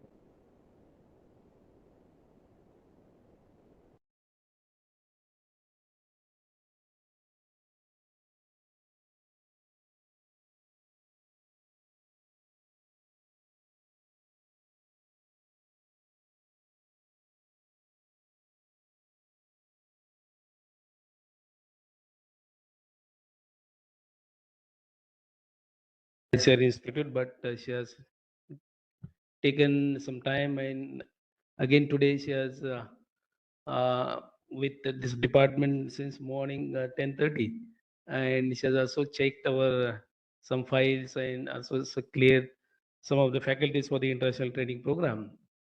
And I know madam's working style. She will not keep that even also she is on tour, but she got lot many assignments and phone calls from the this morning. And madam, thank you so much for coming here and guiding us our trainees international training program, and sparing your time, valuable time here, and guiding us, and we hope in future also you will continue the same thing. Thank you so much, madam. Thank you. Thank you.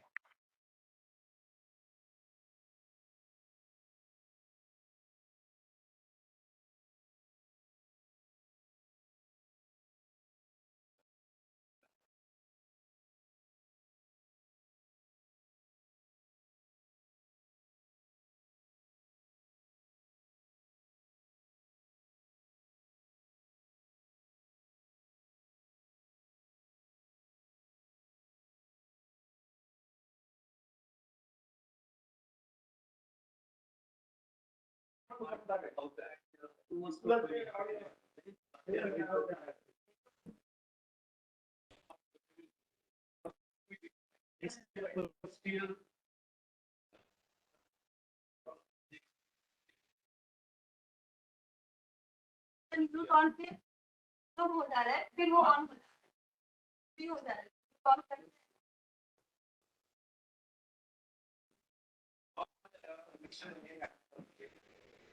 कर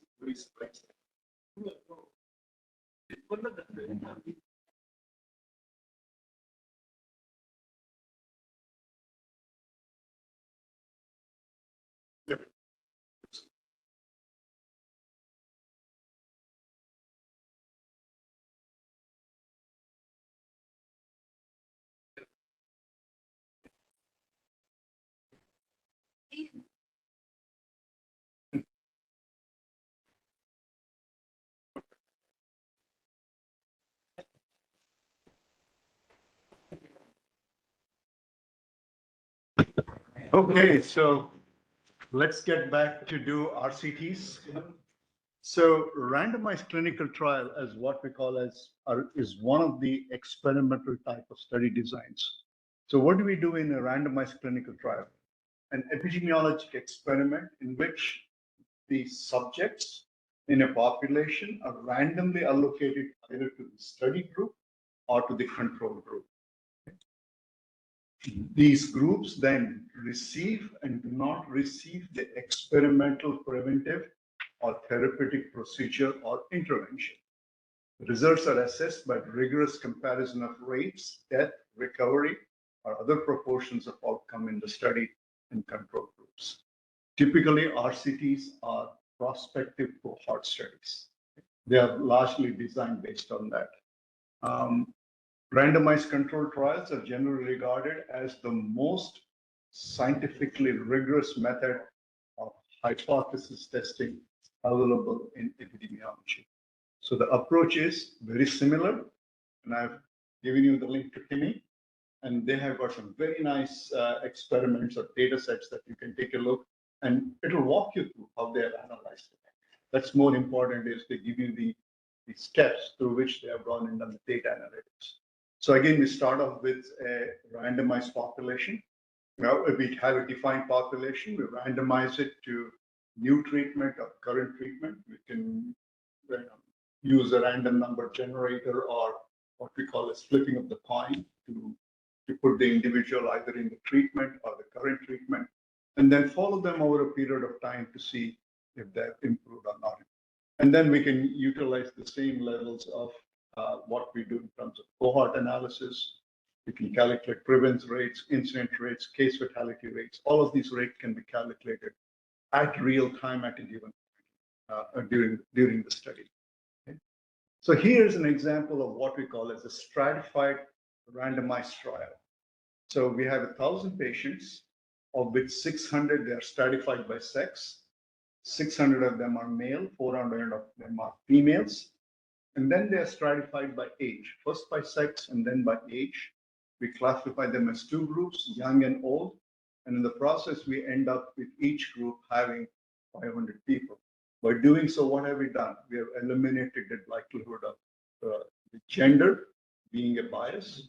We have also taken into consideration the age being a source of bias to eliminate it. Okay? And then we may give the new treatment or the current treatment or to the subjects in each of those groups. Any questions? RCTs, you can make it as complicated as possible or as simple as possible. But one of the things with randomized clinical trials is they need very high level of IRB approvals. So it is because the level of data that we collect may be very personal in nature, and one has to take all the precautions to bring it up with the IRB to say that I'm collecting past history, I'm going to be talking to the physician, I'm going to be asking for their health records.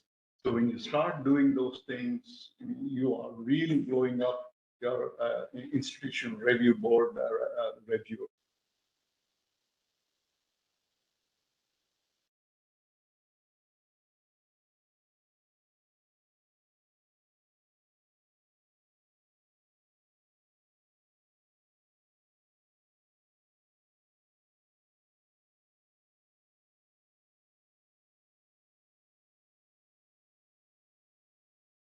We have 600 males, and then we divided the males into two groups, young and old, so as to standardize them in terms of to remove the effect of age on the outcome, remove the age of effect of gender on the outcome, because they do have an influence. Yeah, that's why it's called stratified design. We can add another strata even further. We can say young and old, and we can say level of education. And then we can add even more. You can more and more strata. So what happens is we can analyze at the strata level, or we can analyze at a composite level. Do you get me? If you're saying if there is an effect of the drug, we are seeing only in males and not in females, that's a totally different story. Or we are seeing in young men and not seeing in old men, that's a different story. That's getting into calculation thing. Right. That gray part, the 180 Right. plus 120. Right. These are exactly 50% of what the values are. Of the values are there. So it is representing the 1,000 patients. We were able to put them into two groups of 500 each. This is what we call as hypothetical. In reality, this will never happen. If it happens, I don't need to be teaching anymore. But this is the way we typically put it to explain to the students that how we do the process of stratification.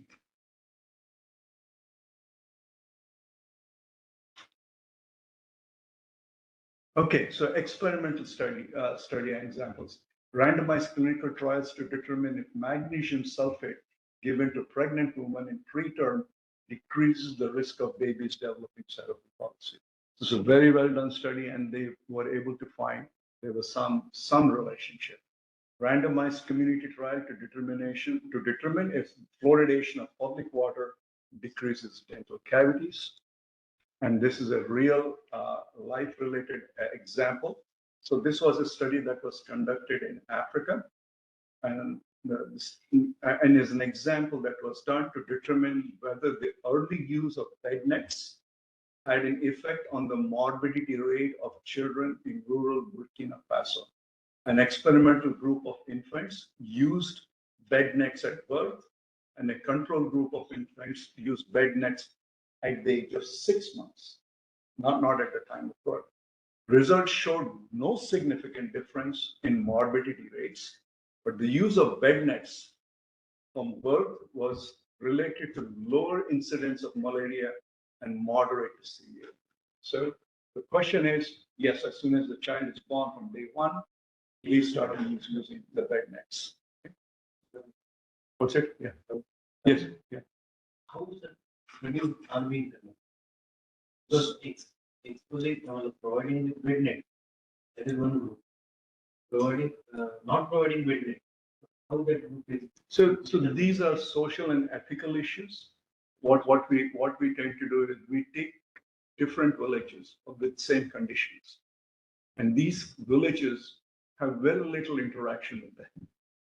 And we use one village as the cases where we give them the bed nets, and the other village we don't. But at the age of 6 months, we give them the bed nets. Again. Yeah. Something or able to prove the Yes. difficult thing that we are providing bed net. So study of the design is, first of all, we are providing bed nets. That's an additional. Yeah, but for the study, that's acceptable, right? Usually that is acceptable. Or you can go to the same village and say, half of you will get bed nets, half of you will not get. That's you have to accept it. Yeah. But such studies are still getting Not really, especially it's a public health related fact. There'll be decent amount of money to start with. not that. Sister will be asking some. Why are you not giving me the bed net? Good question. I don't know how they solve the problem, but yeah, It's a ground I can assure you, it's even worse in Africa. Even before I give the bed net, they know you're giving me the bed net, right? So they are well into the system, much ahead of us. So what we do is in a part of a team, we have the local health workers. So they do a better job of explaining what the study is. And before we say that you would like to enroll you in the study, is the parents will sign off the paperwork to say that the consent form. So in the consent form, it's clearly written, you're not going to be given a bed net for next 6 months. So those are some of the requirements to participate in the study. But in the event if your child develops malaria between now and then, you have an access to a local clinic where you can go and we will cover the costs. So those kinds of built-in safety nets will be there. Otherwise, IRB will not allow me to, or anybody to do these studies.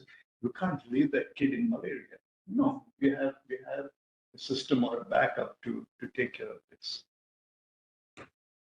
So here's a very interesting approach, what we call as randomized crossover.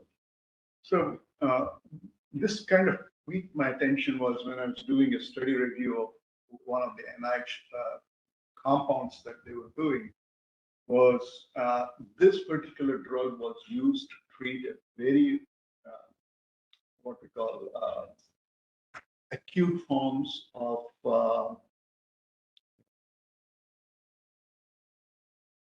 what sort of a headache it is? Migraine headaches. So people with migraine headaches tend to have an instant start, and then it stays for a very long time, and then it disappears. And it's very difficult to recruit candidates with migraine headaches.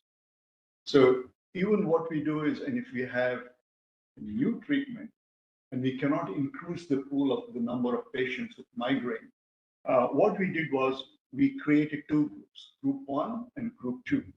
So we gave the treatment to group 1 and then observed, and then we waited for a matter of 14 days Why 14 days?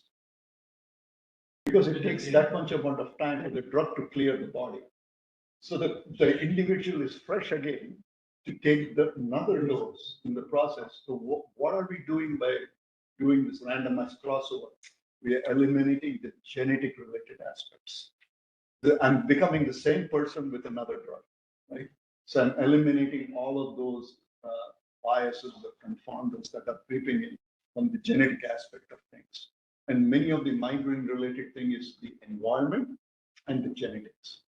So if you're able to manage, some people will extreme brightness will go into bright lights will give them a migraine.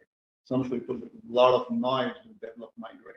So we place the same individual in the same circumstances, but we change the drug over a period of 40 days, 14 days. So it's a beautiful way of doing things. But again, it is depending on the drug that you're looking at. So crossover trials are becoming popular, especially with lifestyle diseases, to see if they're really making a difference. Okay, with that, let us complete the test of significance by 1 o'clock, and then we can take over other things. So this is not something new. All of you have taken statistics. So what I would do is use this more as a refresher, but using the test of significance as to how we interpret the relative risk and odds ratios. So that's the focus I'll be doing rather than giving you the very basic concepts of test of significance.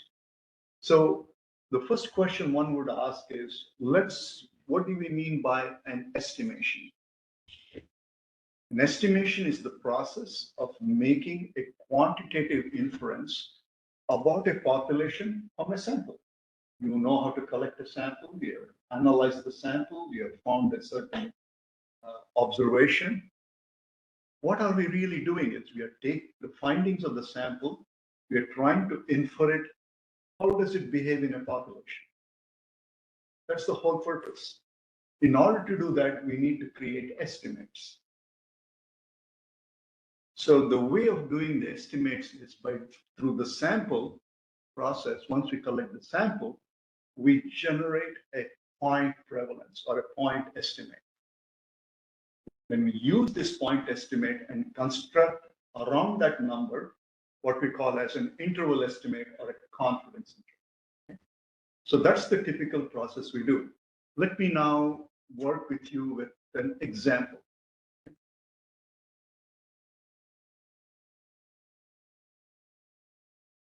Let's say 70% of the children in a sample have been vaccinated. So 70% is called as the point estimate. Good, very good. What is your best guess of vaccination at the entire population level? Is it 70? Are you sure it's exactly 70? Could it be 69 or 71? Or could it be 66? When you apply to a population, the same number may not hold true. It may be another number closer to what you have estimated. So what we call as you would like to develop, what are the other numbers that we can use in order to have a reliability of the point estimate that we have generated. So wouldn't it be safer to provide a range or interval with your sample or study rather than just saying a single number of 70%? In other words, in addition to saying that the point estimate, our best guess of the vaccination coverage in general for the population, we could say with 95% level of certainty that the vaccination coverage of the general population is between 65 and 75. Okay? So the range between 65 to 75 is what we call as an interval estimate, or also called as a confidence interval. The confidence interval provides a range that says our best estimate is that the vaccine coverage of the entire population is 70%, but from the data of our sample, we are compatible with the true vaccine coverage between 65 and 75. This becomes very important, especially when you start using these numbers while doing disease modeling. So in order to understand, yes, we can take it 70% and go, but what is the other outer numbers that we can be confident enough to work with. Okay, so with that confidence interval, so reinforcing the concept, a range of values that quantify the uncertainty around a point estimate of measure, such as the proportion of children vaccinated on the effect of exposure of disease. Examples of point estimates with 95% confidence intervals. I would start off with saying if the vaccine coverage is 70%, confidence interval is between 65 and 75, and our value that we found sits right smack in the middle. Next is, let's bring in the risk ratio. How do we apply confidence interval around risk ratios? Say a risk ratio is 4, and you apply a confidence interval around it, it comes to between 2 and 8. So the risk ratio in reality, when you apply to the population, ranges anywhere from 2 to 4. Okay? Does 2 to 8, I'm sorry. Does everybody get this? Okay, cool. Let's go on to the next one. 248, that calculation. 162 previous one. Okay, sorry, I didn't. Is this the one we were doing? No, previous one. Again, previous. Here. I 8. Because you have calculated the confidence interval for this risk ratio. You have calculated the confidence interval for the risk ratio. Yeah, however you would like to take it, but if at all when you start developing confidence intervals, you need to know how spread it is. If it is the value is say 4 and the number instead of 8 is 200,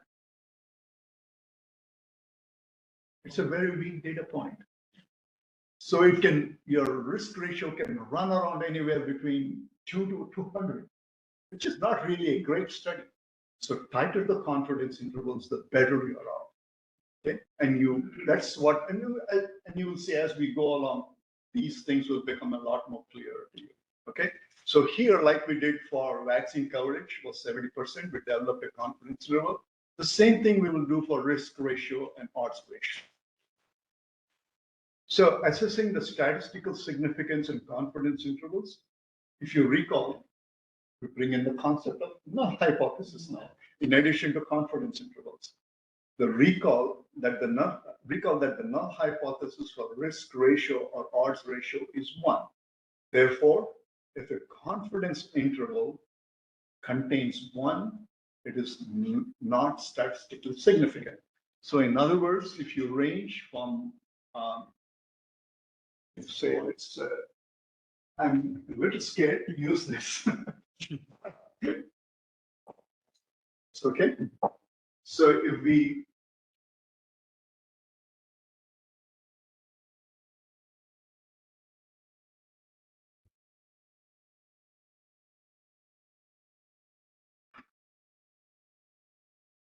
if your value was right smack here in the middle, it has no relevance. Okay. So that's what we are trying to say, and you will see from the other examples that will come up.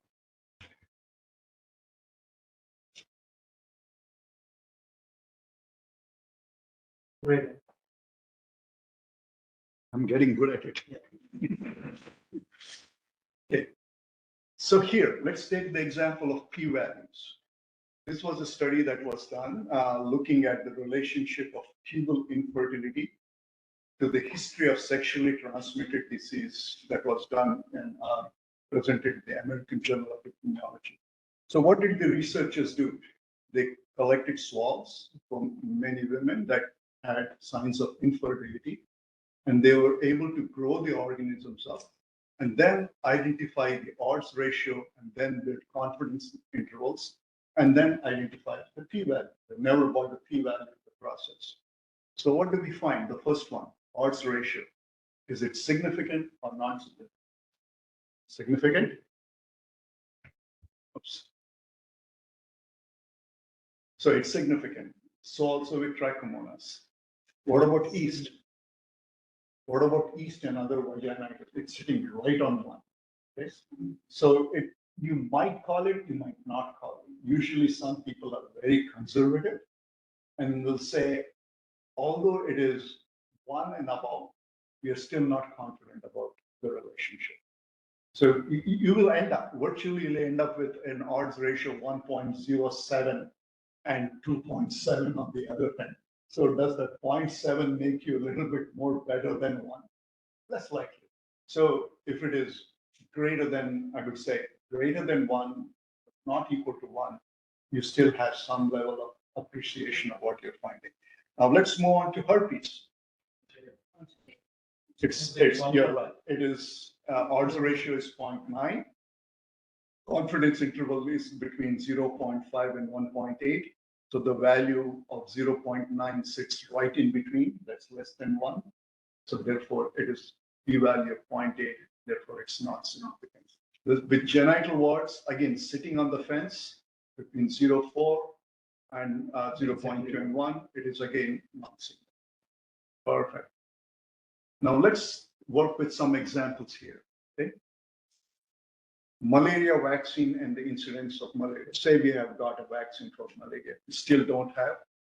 And what did we find? That the odds ratios range from 0.12 to 0.8, and the actual calculated value was 0.4, and the p-value was 0.3. So what did we find? It's significant. It says significant odds ratio is negative, means that your approximation. So the vaccine is protective. The first inference is the vaccine is protective, and it has a protective range that is between 0.12 and 0.8, and the actual calculated value is 0.4. And when you calculate the p-value, it is 0. Let's do the next one. Coffee consumption and pancreatic cancer. So this was a big study that was done in the 70s, where coffee hit the US market. It is non-significant. Well said. Super. It is non-significant. Let's go and do the last one here.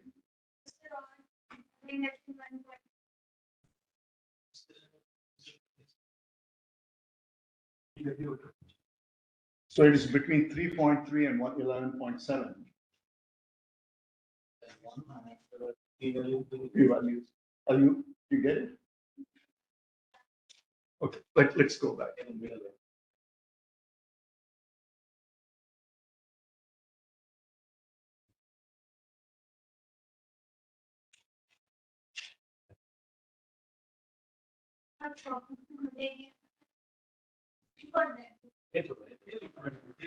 Yeah.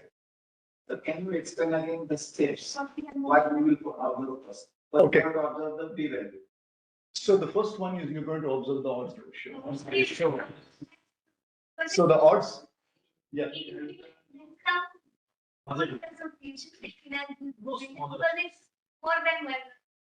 The expert is telling you. Yes, go ahead. Because what he said is a less than 1, then yes, it has an effect of it's more than 1. So we say 1, there is no association. It has to be right in the middle around 1. If the value 1 is between the two values, okay? So if the value 1 is between 0.55 and 3.5, it's nothing. But if this value was 1.55 and 3.5, then this would have a significant influence. Can you see it's on either end of the spectrum? So 1 is right in the middle, right here. So we use that in order to categorize the level of significance when it comes to an odds ratio or relative risk. So it is also dependent on the Hypothesis is right up front. We have already done the study and everything is over. Vaccination is protecting or not. He is related to Yeah, exactly. Then again, the p-value have same interpretation in both cases.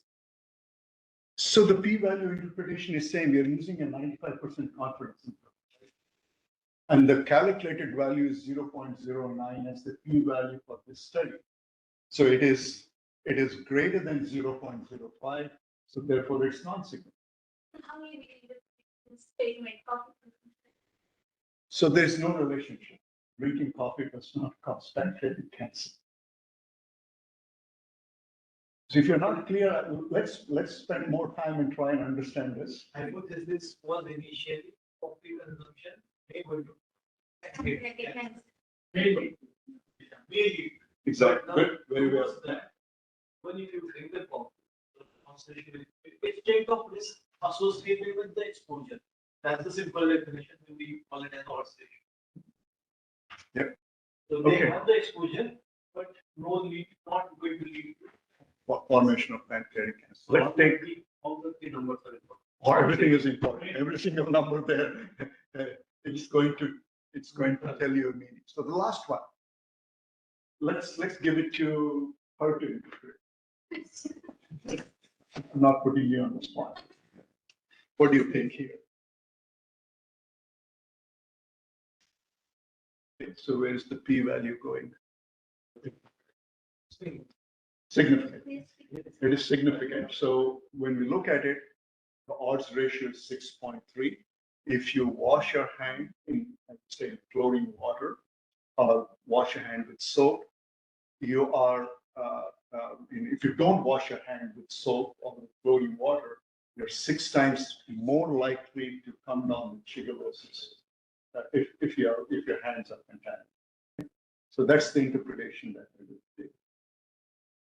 Watch out, always watch out for these two numbers first. When you build a confidence interval between the two numbers, and whether your one is sitting inside this or outside it, okay? So that becomes a very easier way of trying to understand these setup. There's no ones. So what do you say? It's significant. So interpretation of p-value in this, right.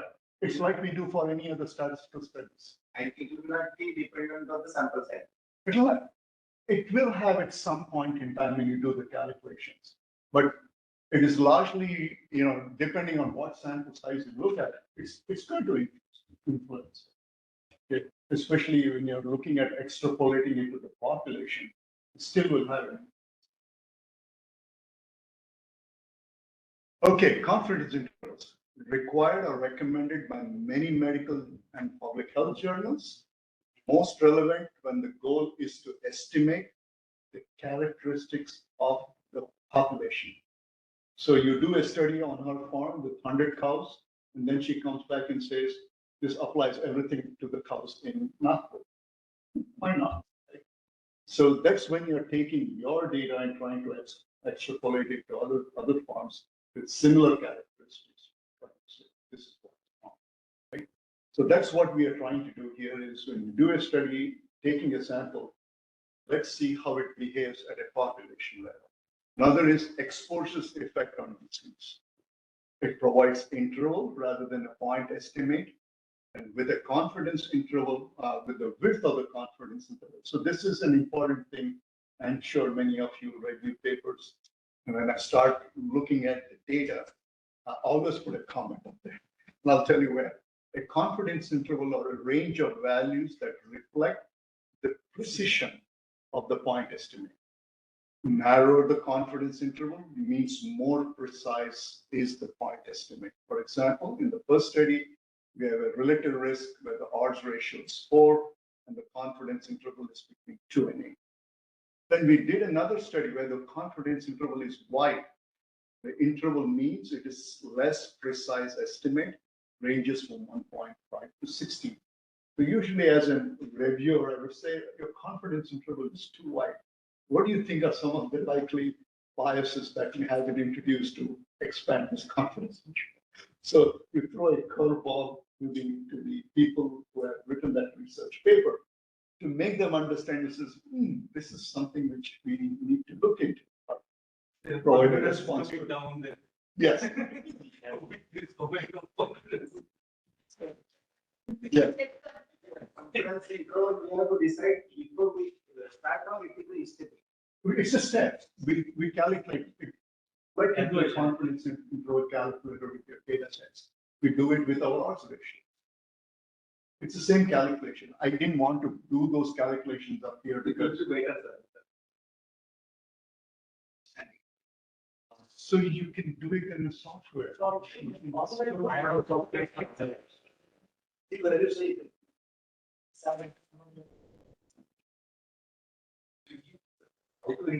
We know how to calculate it, then we can interpret it where. Calculation of confidence intervals you have done already when you took your statistics course. Do you want me to do another whole lecture? I can do it, but I think your time is more well spent by using an available software. You can actually do it on your Excel sheet. You can calculate confidence intervals, it will build right into it.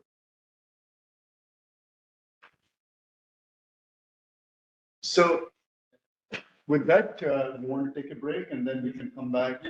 Yeah. What's it? Prediction. Prediction interval. I've never heard of that term. Is that something like that? It's been used in meta. So that means when you're doing systematic studies? Okay, so that's different. That's different. Their way is when you do meta-analytic studies, extracting the data from meta-analytic studies has to be reviewed by at least 3 or 4 different groups, just not by you. 3 or 4 different groups has to do it. And utilizing those set of information is then you're able to say, all these data sets that you have extracted, because you're extracting from there, are they providing the same inference as compared to the other papers that are done before? So and meta-analytic studies are notoriously known to have issues with it. So when we do systematic reviews, I'll give you an example. They looked at, did a meta-analytic study of different management practices and the outcomes of a disease. And they found all of those management practices didn't really work. Still disease was occurring. So how do you say, and all of these other papers, I individually said, it's working, that is working, that is working. When you pull everything together, you start impacting it false. So online participants now will have online and offline participants also. We'll have a lunch break. False negatives. And this, in terms of specificity, the numerator comprises of the true negatives divided by the true negatives plus the false positives. So I use the word gold standard. In medicine and in statistics, a gold standard is usually a diagnostic test or a benchmark that is best available under reasonable conditions. Other times, gold standard is the most accurate test available without restrictions. So this is how we go and calculate the sensitivity and specificity. For example, this is a study where we have close to 1,000 individuals, females, who were examined for using a mammogram. And what we found was there were 9 women who were positive for mammogram. And when the biopsy was done, they were positive for breast cancer. So using that set of numbers, we then go and calculated the sensitivity and specificity. For this particular assay, the mammogram had a sensitivity of 90% and a specificity of 89. It's still not meeting the expectations because what is mammogram? Mammogram is a screening test, right?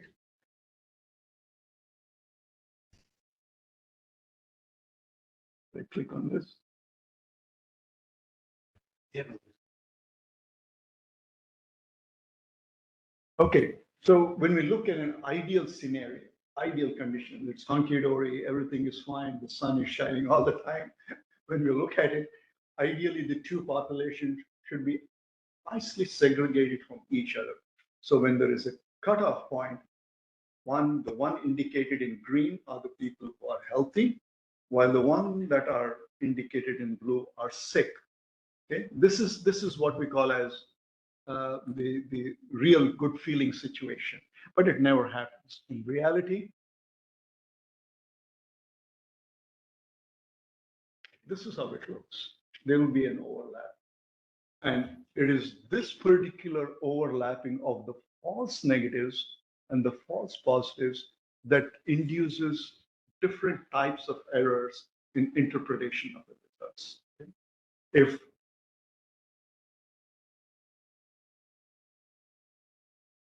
so here, when we look at this particular larger is if this area is much larger than the other two corresponding set of data points, then it means you have inherently some issues with your diagnostic testing.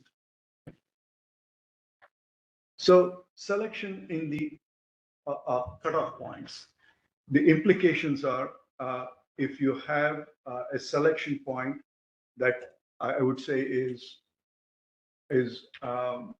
it comes up as false positives, you tend to see a lot more false positives. What is the outcome in terms of clinical settings? More burden on follow-up tests. Okay? So you found that the individual were positive on a screening test, you send them over in for a confirmatory diagnostic test. The implications of false negative, the person may have the disease, we may not be able to identify, and the person goes into the dark. Okay, so those are some of the issues that we have to always wrestle with when we talk about diagnostic tests. We then talk about another very important aspect is what we call as predictive values, which is most relevant to clinicians and patients. It is affected by prevalence, and that's what I will share with you in the next two slides. If the prevalence changes, so does the positive predictive values. And I will look at it with a set of examples. For example, what do we mean by a predictive test? Predictive value. If a physician or a veterinarian asks the question, if the test results are positive in this patient, what is the probability that the patient has the disease? So that's what we call as positive predictive value.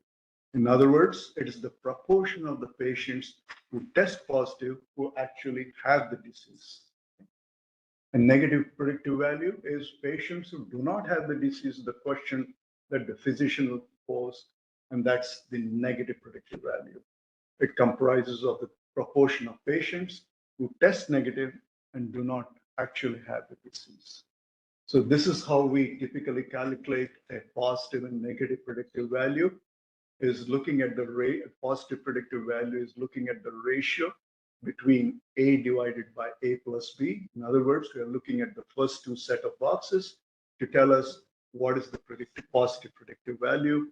And we take the lower two boxes, the C plus D, as the negative predictive values. So let's see how we can apply a predictive value for a test. Let's assume a population of 1,000 individuals. There are 100 of them that have the disease, 900 of them that do not have the disease. And when using a screening test, it identifies 100 people with the disease. So what is the positive predictive value? When we look at the set of numbers, I said you need to look at the values in the first two boxes. That's 80 divided by 180, that's the total. That's about 44%. When we look at the negative predictive value, we look at the lower two boxes, it's 800 divided by 820, but the negative predictive value is 98. Is there any threshold for those sensitivity and specificity? It depends on the test, where you set the cutoff values.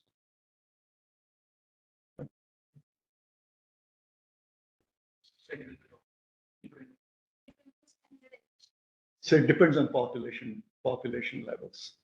So you need at a population level, for example, diabetes. Why do you say you have to have on a fasting sugar, you should be 100 or less? It is based on population numbers. Now, if I take the same data and I take it to another population where their blood profiles are different, they may be 90. But on an average, at a global level, one which is accepted across is anything above 100 fasting sugar. That's between 100 and 130, you're called as pre-diabetic. And if it consistently goes above 130 to 180, 150, it shows that you're really diabetic. Okay, so those are some of the cutoff values are largely determined based on the numbers that are generated at a country level or a global level And finally, it's the American Medical Association or the special groups sit and then decide along with CDC to say what's the actual cutoff. For example, now the blood pressure cutoffs have been changed in the US from 80 to 110. It's not 120. Okay? Just because of the data that's coming around, we have lowered the threshold for the systolic pressure from 120 to 110. So it's dynamic in nature. So that's where I said, where you need to find the ideal ground to reduce the errors because of false positives and false negatives. So where do you set the demarcation of the threshold to identify as positive or negative? Okay. So here, what I would like to impress upon you is the relationship of the disease between prevalence. The word here is prevalence and the predictive value. So when we calculate, for example, we have a test that's super duper, really very good, has a sensitivity of 99% and specificity of 95. And when you apply this test on a population that has a prevalence of the disease at 1%, your positive predictive value is 17. Whereas if the prevalence of the disease is 5%, then you can see the positive predictive value increases. That means your odds of finding more people with the disease is higher as compared to people in the population with 1%. But there's an issue with 1%. And I'll talk about that in the next slide. So let's look at another example up here. We have an hypothetical influenza test that has been developed, and you're measuring the test performance on a population with a prevalence of 1%. And then you apply the same diagnostic test or a screening test, whatever you have, on a population that has a prevalence of 20%. Okay. So let's look at it. When we look at the sensitivity and specificity, when we apply, there's no change. The test is really working well. But what really changes is the positive predictive value. The positive predictive value is 19.2 when the prevalence is just 1%. And if the prevalence increases to 20%, then what are we seeing? It's close to 85.6%. So how can we summarize these findings? This determines the relationship between sensitivity, specificity, and prevalence. More importantly, when the prevalence is low, even with a highly specific test, will give a relatively larger number of false positives of many of the non-deceased persons that we tested. So the number 17% that you saw in the earlier slide may contain quite a few more false positives just because of the assay by itself. Okay. So in addition to setting the cutoff, where you have set the threshold, even if you apply the test, the prevalence of the test determines how accurately it's functioning. So the prevalence of the disease makes a significant influence on the outcomes of the diagnostic test. Any questions? Is this?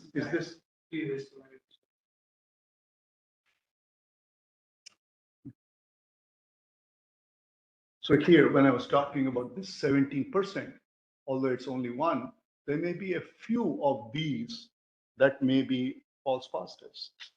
Okay? We need to be open to the idea. All 17 cannot be truly without disease. Okay?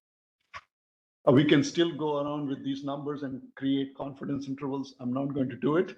I'll stop here since we are not going to be diagnosticians, but just for you to appreciate the process, how prevalence has an influence on the outcomes of positive predictive value. So what are the considerations of the selection of screens? The first and the foremost is you will develop a diagnostic test which is of value. Okay? For example, if the disease is extremely rare, there will be no commercial interest to develop a diagnostic test. Next is financial involvement. In order to develop a diagnostic test, it's not cheap, it's expensive. Okay? Next is availability and feasibility of treatment. You diagnose with a disease, but there is no treatment for it. How do you work between the two? Next is relative cost of classifying persons as false negative and false positives. Ultimately, the insurance company is going to come in and say, why are you using a diagnostic test with so many false negatives? Because we are testing more patients in our diagnostic screening room just because your test is not working. So those implications are also to be considered. Okay. So you have let's say, for example, you have developed a super duper screening test, 95% sensitivity, 85 specificity, works very well with different prevalence rate. So what? The question somebody will ask, so what? Big deal. Can your test give the physician or the veterinarian a lead time? So what do we mean by a lead time? Okay. You catch the patient earlier than what you would have previously done. So that's the whole purpose of a diagnostic screening, of a screening test, is to pick up the patient much earlier than we would have done if we had not applied it. So with that, let me share with you my experience serving on a board of on a startup company that looked at developing lateral flow immunoassays to detect the presence of drugs that are used for raping purposes. So you, for example, you go to a bar and you meet somebody, and the poor lady or the men, in fact, men are also raped, just not women. And the person goes to the restroom and somebody accidentally throws in ecstasy tablets into it. And you drink it. So what happens? You go into a sleep. And then unwanted events take place. So, and this was becoming more and more prevalent. So how do you really control this? So the company came up with the idea to develop a diagnostic screening test for 50 different drugs that can be used as what they put it under the course of rape related drugs. Okay. So the interesting was, how will you use it? How will you use it? In a bar. You're sitting in a bar with so many people around. How do you use it? So they came up with the first prototype is to have a polish that you can apply on your nail. And you can, or you can, it's a clear, transparent application.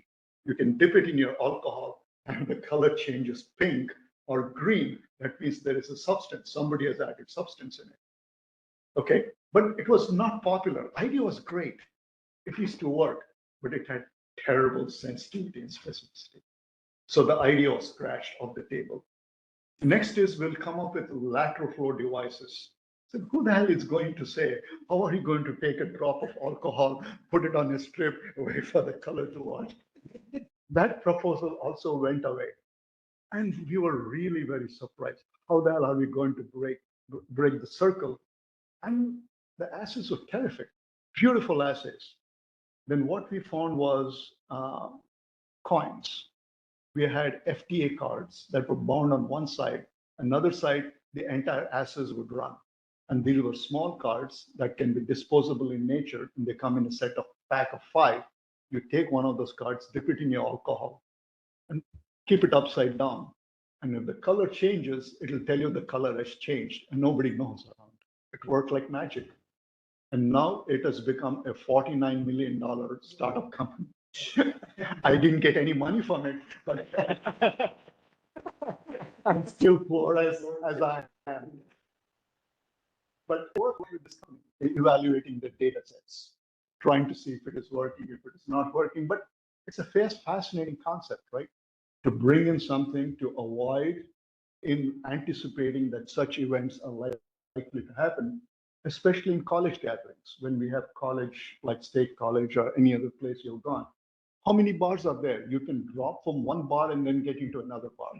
And many of the students, what we do is we see them doing bar hopping. They'll go from one bar to another bar to another bar to another bar. They would have a drink, just a single drink, but they will do bar hopping. And many a times they become at risk for such sort of unwanted events, fateful events to happen. So, but it really worked, and it's very popularly used amongst not only men but also not only women, but also men who are in such situations. Okay. Okay. Are there any questions? Let's. Therefore, the pain sensitivity and specificity, is it necessary to go for the iceberg test?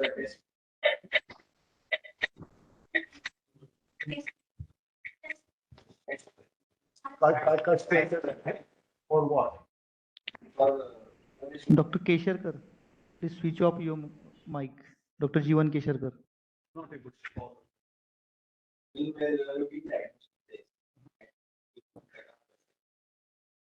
we are going to calculate sensitivity specificity. Right. So if the data is significantly different from each other or not, we need to analyze it with classical test. Yeah, it's a tool that you can use, but ultimately, if you're developing a diagnostic test, the most important thing is, especially if I can talk to you from the aspect of a latent protein acid, is just the color development. Right? So all that you need to do is learn your chemistry and do your titrations. So I don't really see the value of the chi-square test. I really would like to see your chemistry running in order to identify truly positive or truly negative. But if you're working with numbers, I don't know how you're going to apply it. Negative on the test. N into AD minus BC bracket. Yeah, whatever it may be, but why do you want it? That is what I meant. Well, why do you use it? When you don't want it, why do you? Then about kappa status. So kappa coefficient we generally tend to use when we have comparisons, say, for example, like, Association, who just rather than gold standard. We don't apply that for kappa test is generally not, we hesitate to apply for diagnostic tests. We apply that to look at human interpretations. You're an X-ray radiologist, you're a radiologist, I give you the same X-ray. How many of you agree on the diagnosis?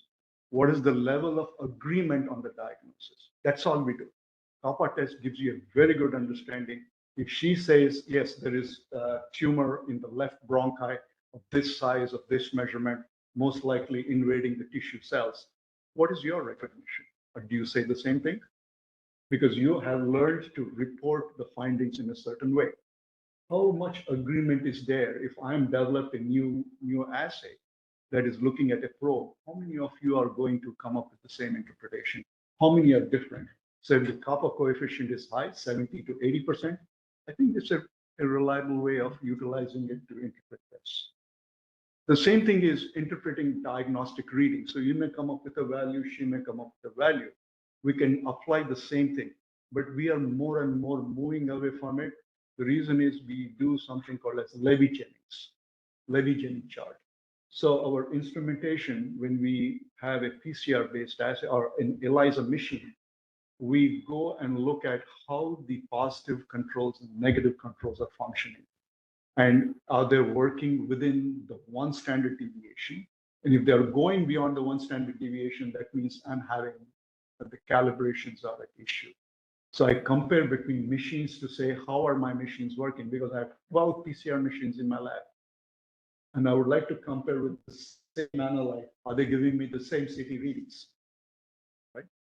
I'm using the same reagent. I'm using the same positive control. How does it vary one from each other? That's where I use coefficient. But now there is a process, what we call as Levy-Jennings. It automatically tests by itself and says you're out of range. And then we go back and recalibrate the instrument. So I don't need to do any more kappa testing between instruments because each instrument does by itself a Levy-Jennings assessment. So that's built into the instrumentation nowadays. All that you do is click all of the tests that have been done in the last year, looking at antibody titers against Newcastle disease. It will pull up all of the results and it will tell you what are the positive and negative controls. It will compare each of those batches of the runs that you do and look between them if there are any different differences in terms of change in standard deviation, reporting of the results, because ultimately that's a part of quality assurance. So if I'm results with a lot of false negatives to my client, they'll come back with a hammer to me. So that's one of the things we need to be careful is, and even if I report a false negative result, I have to withdraw the result and redo the test and then provide it to them. So this Levin-Jennings chart has been a savior for us because it quickly tells us right there and there itself your instrumentation is not truly calibrated the way it's supposed to work.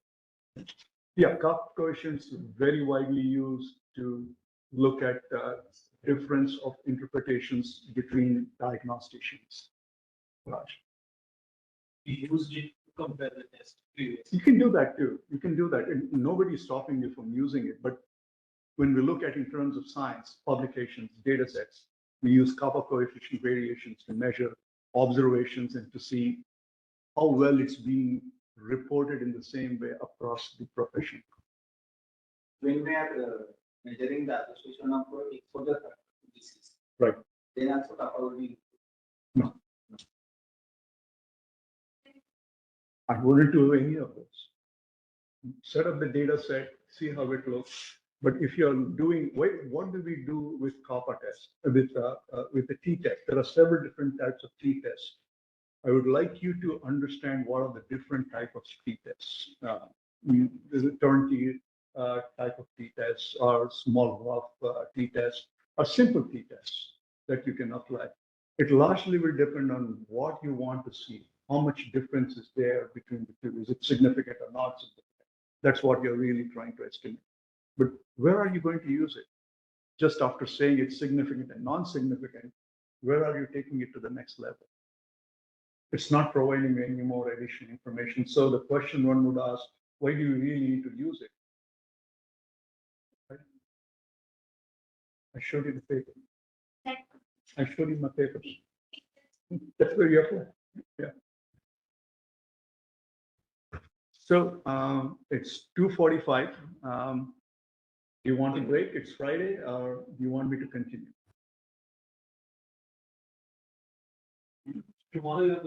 No, on Monday. Yeah, that's right. On Monday.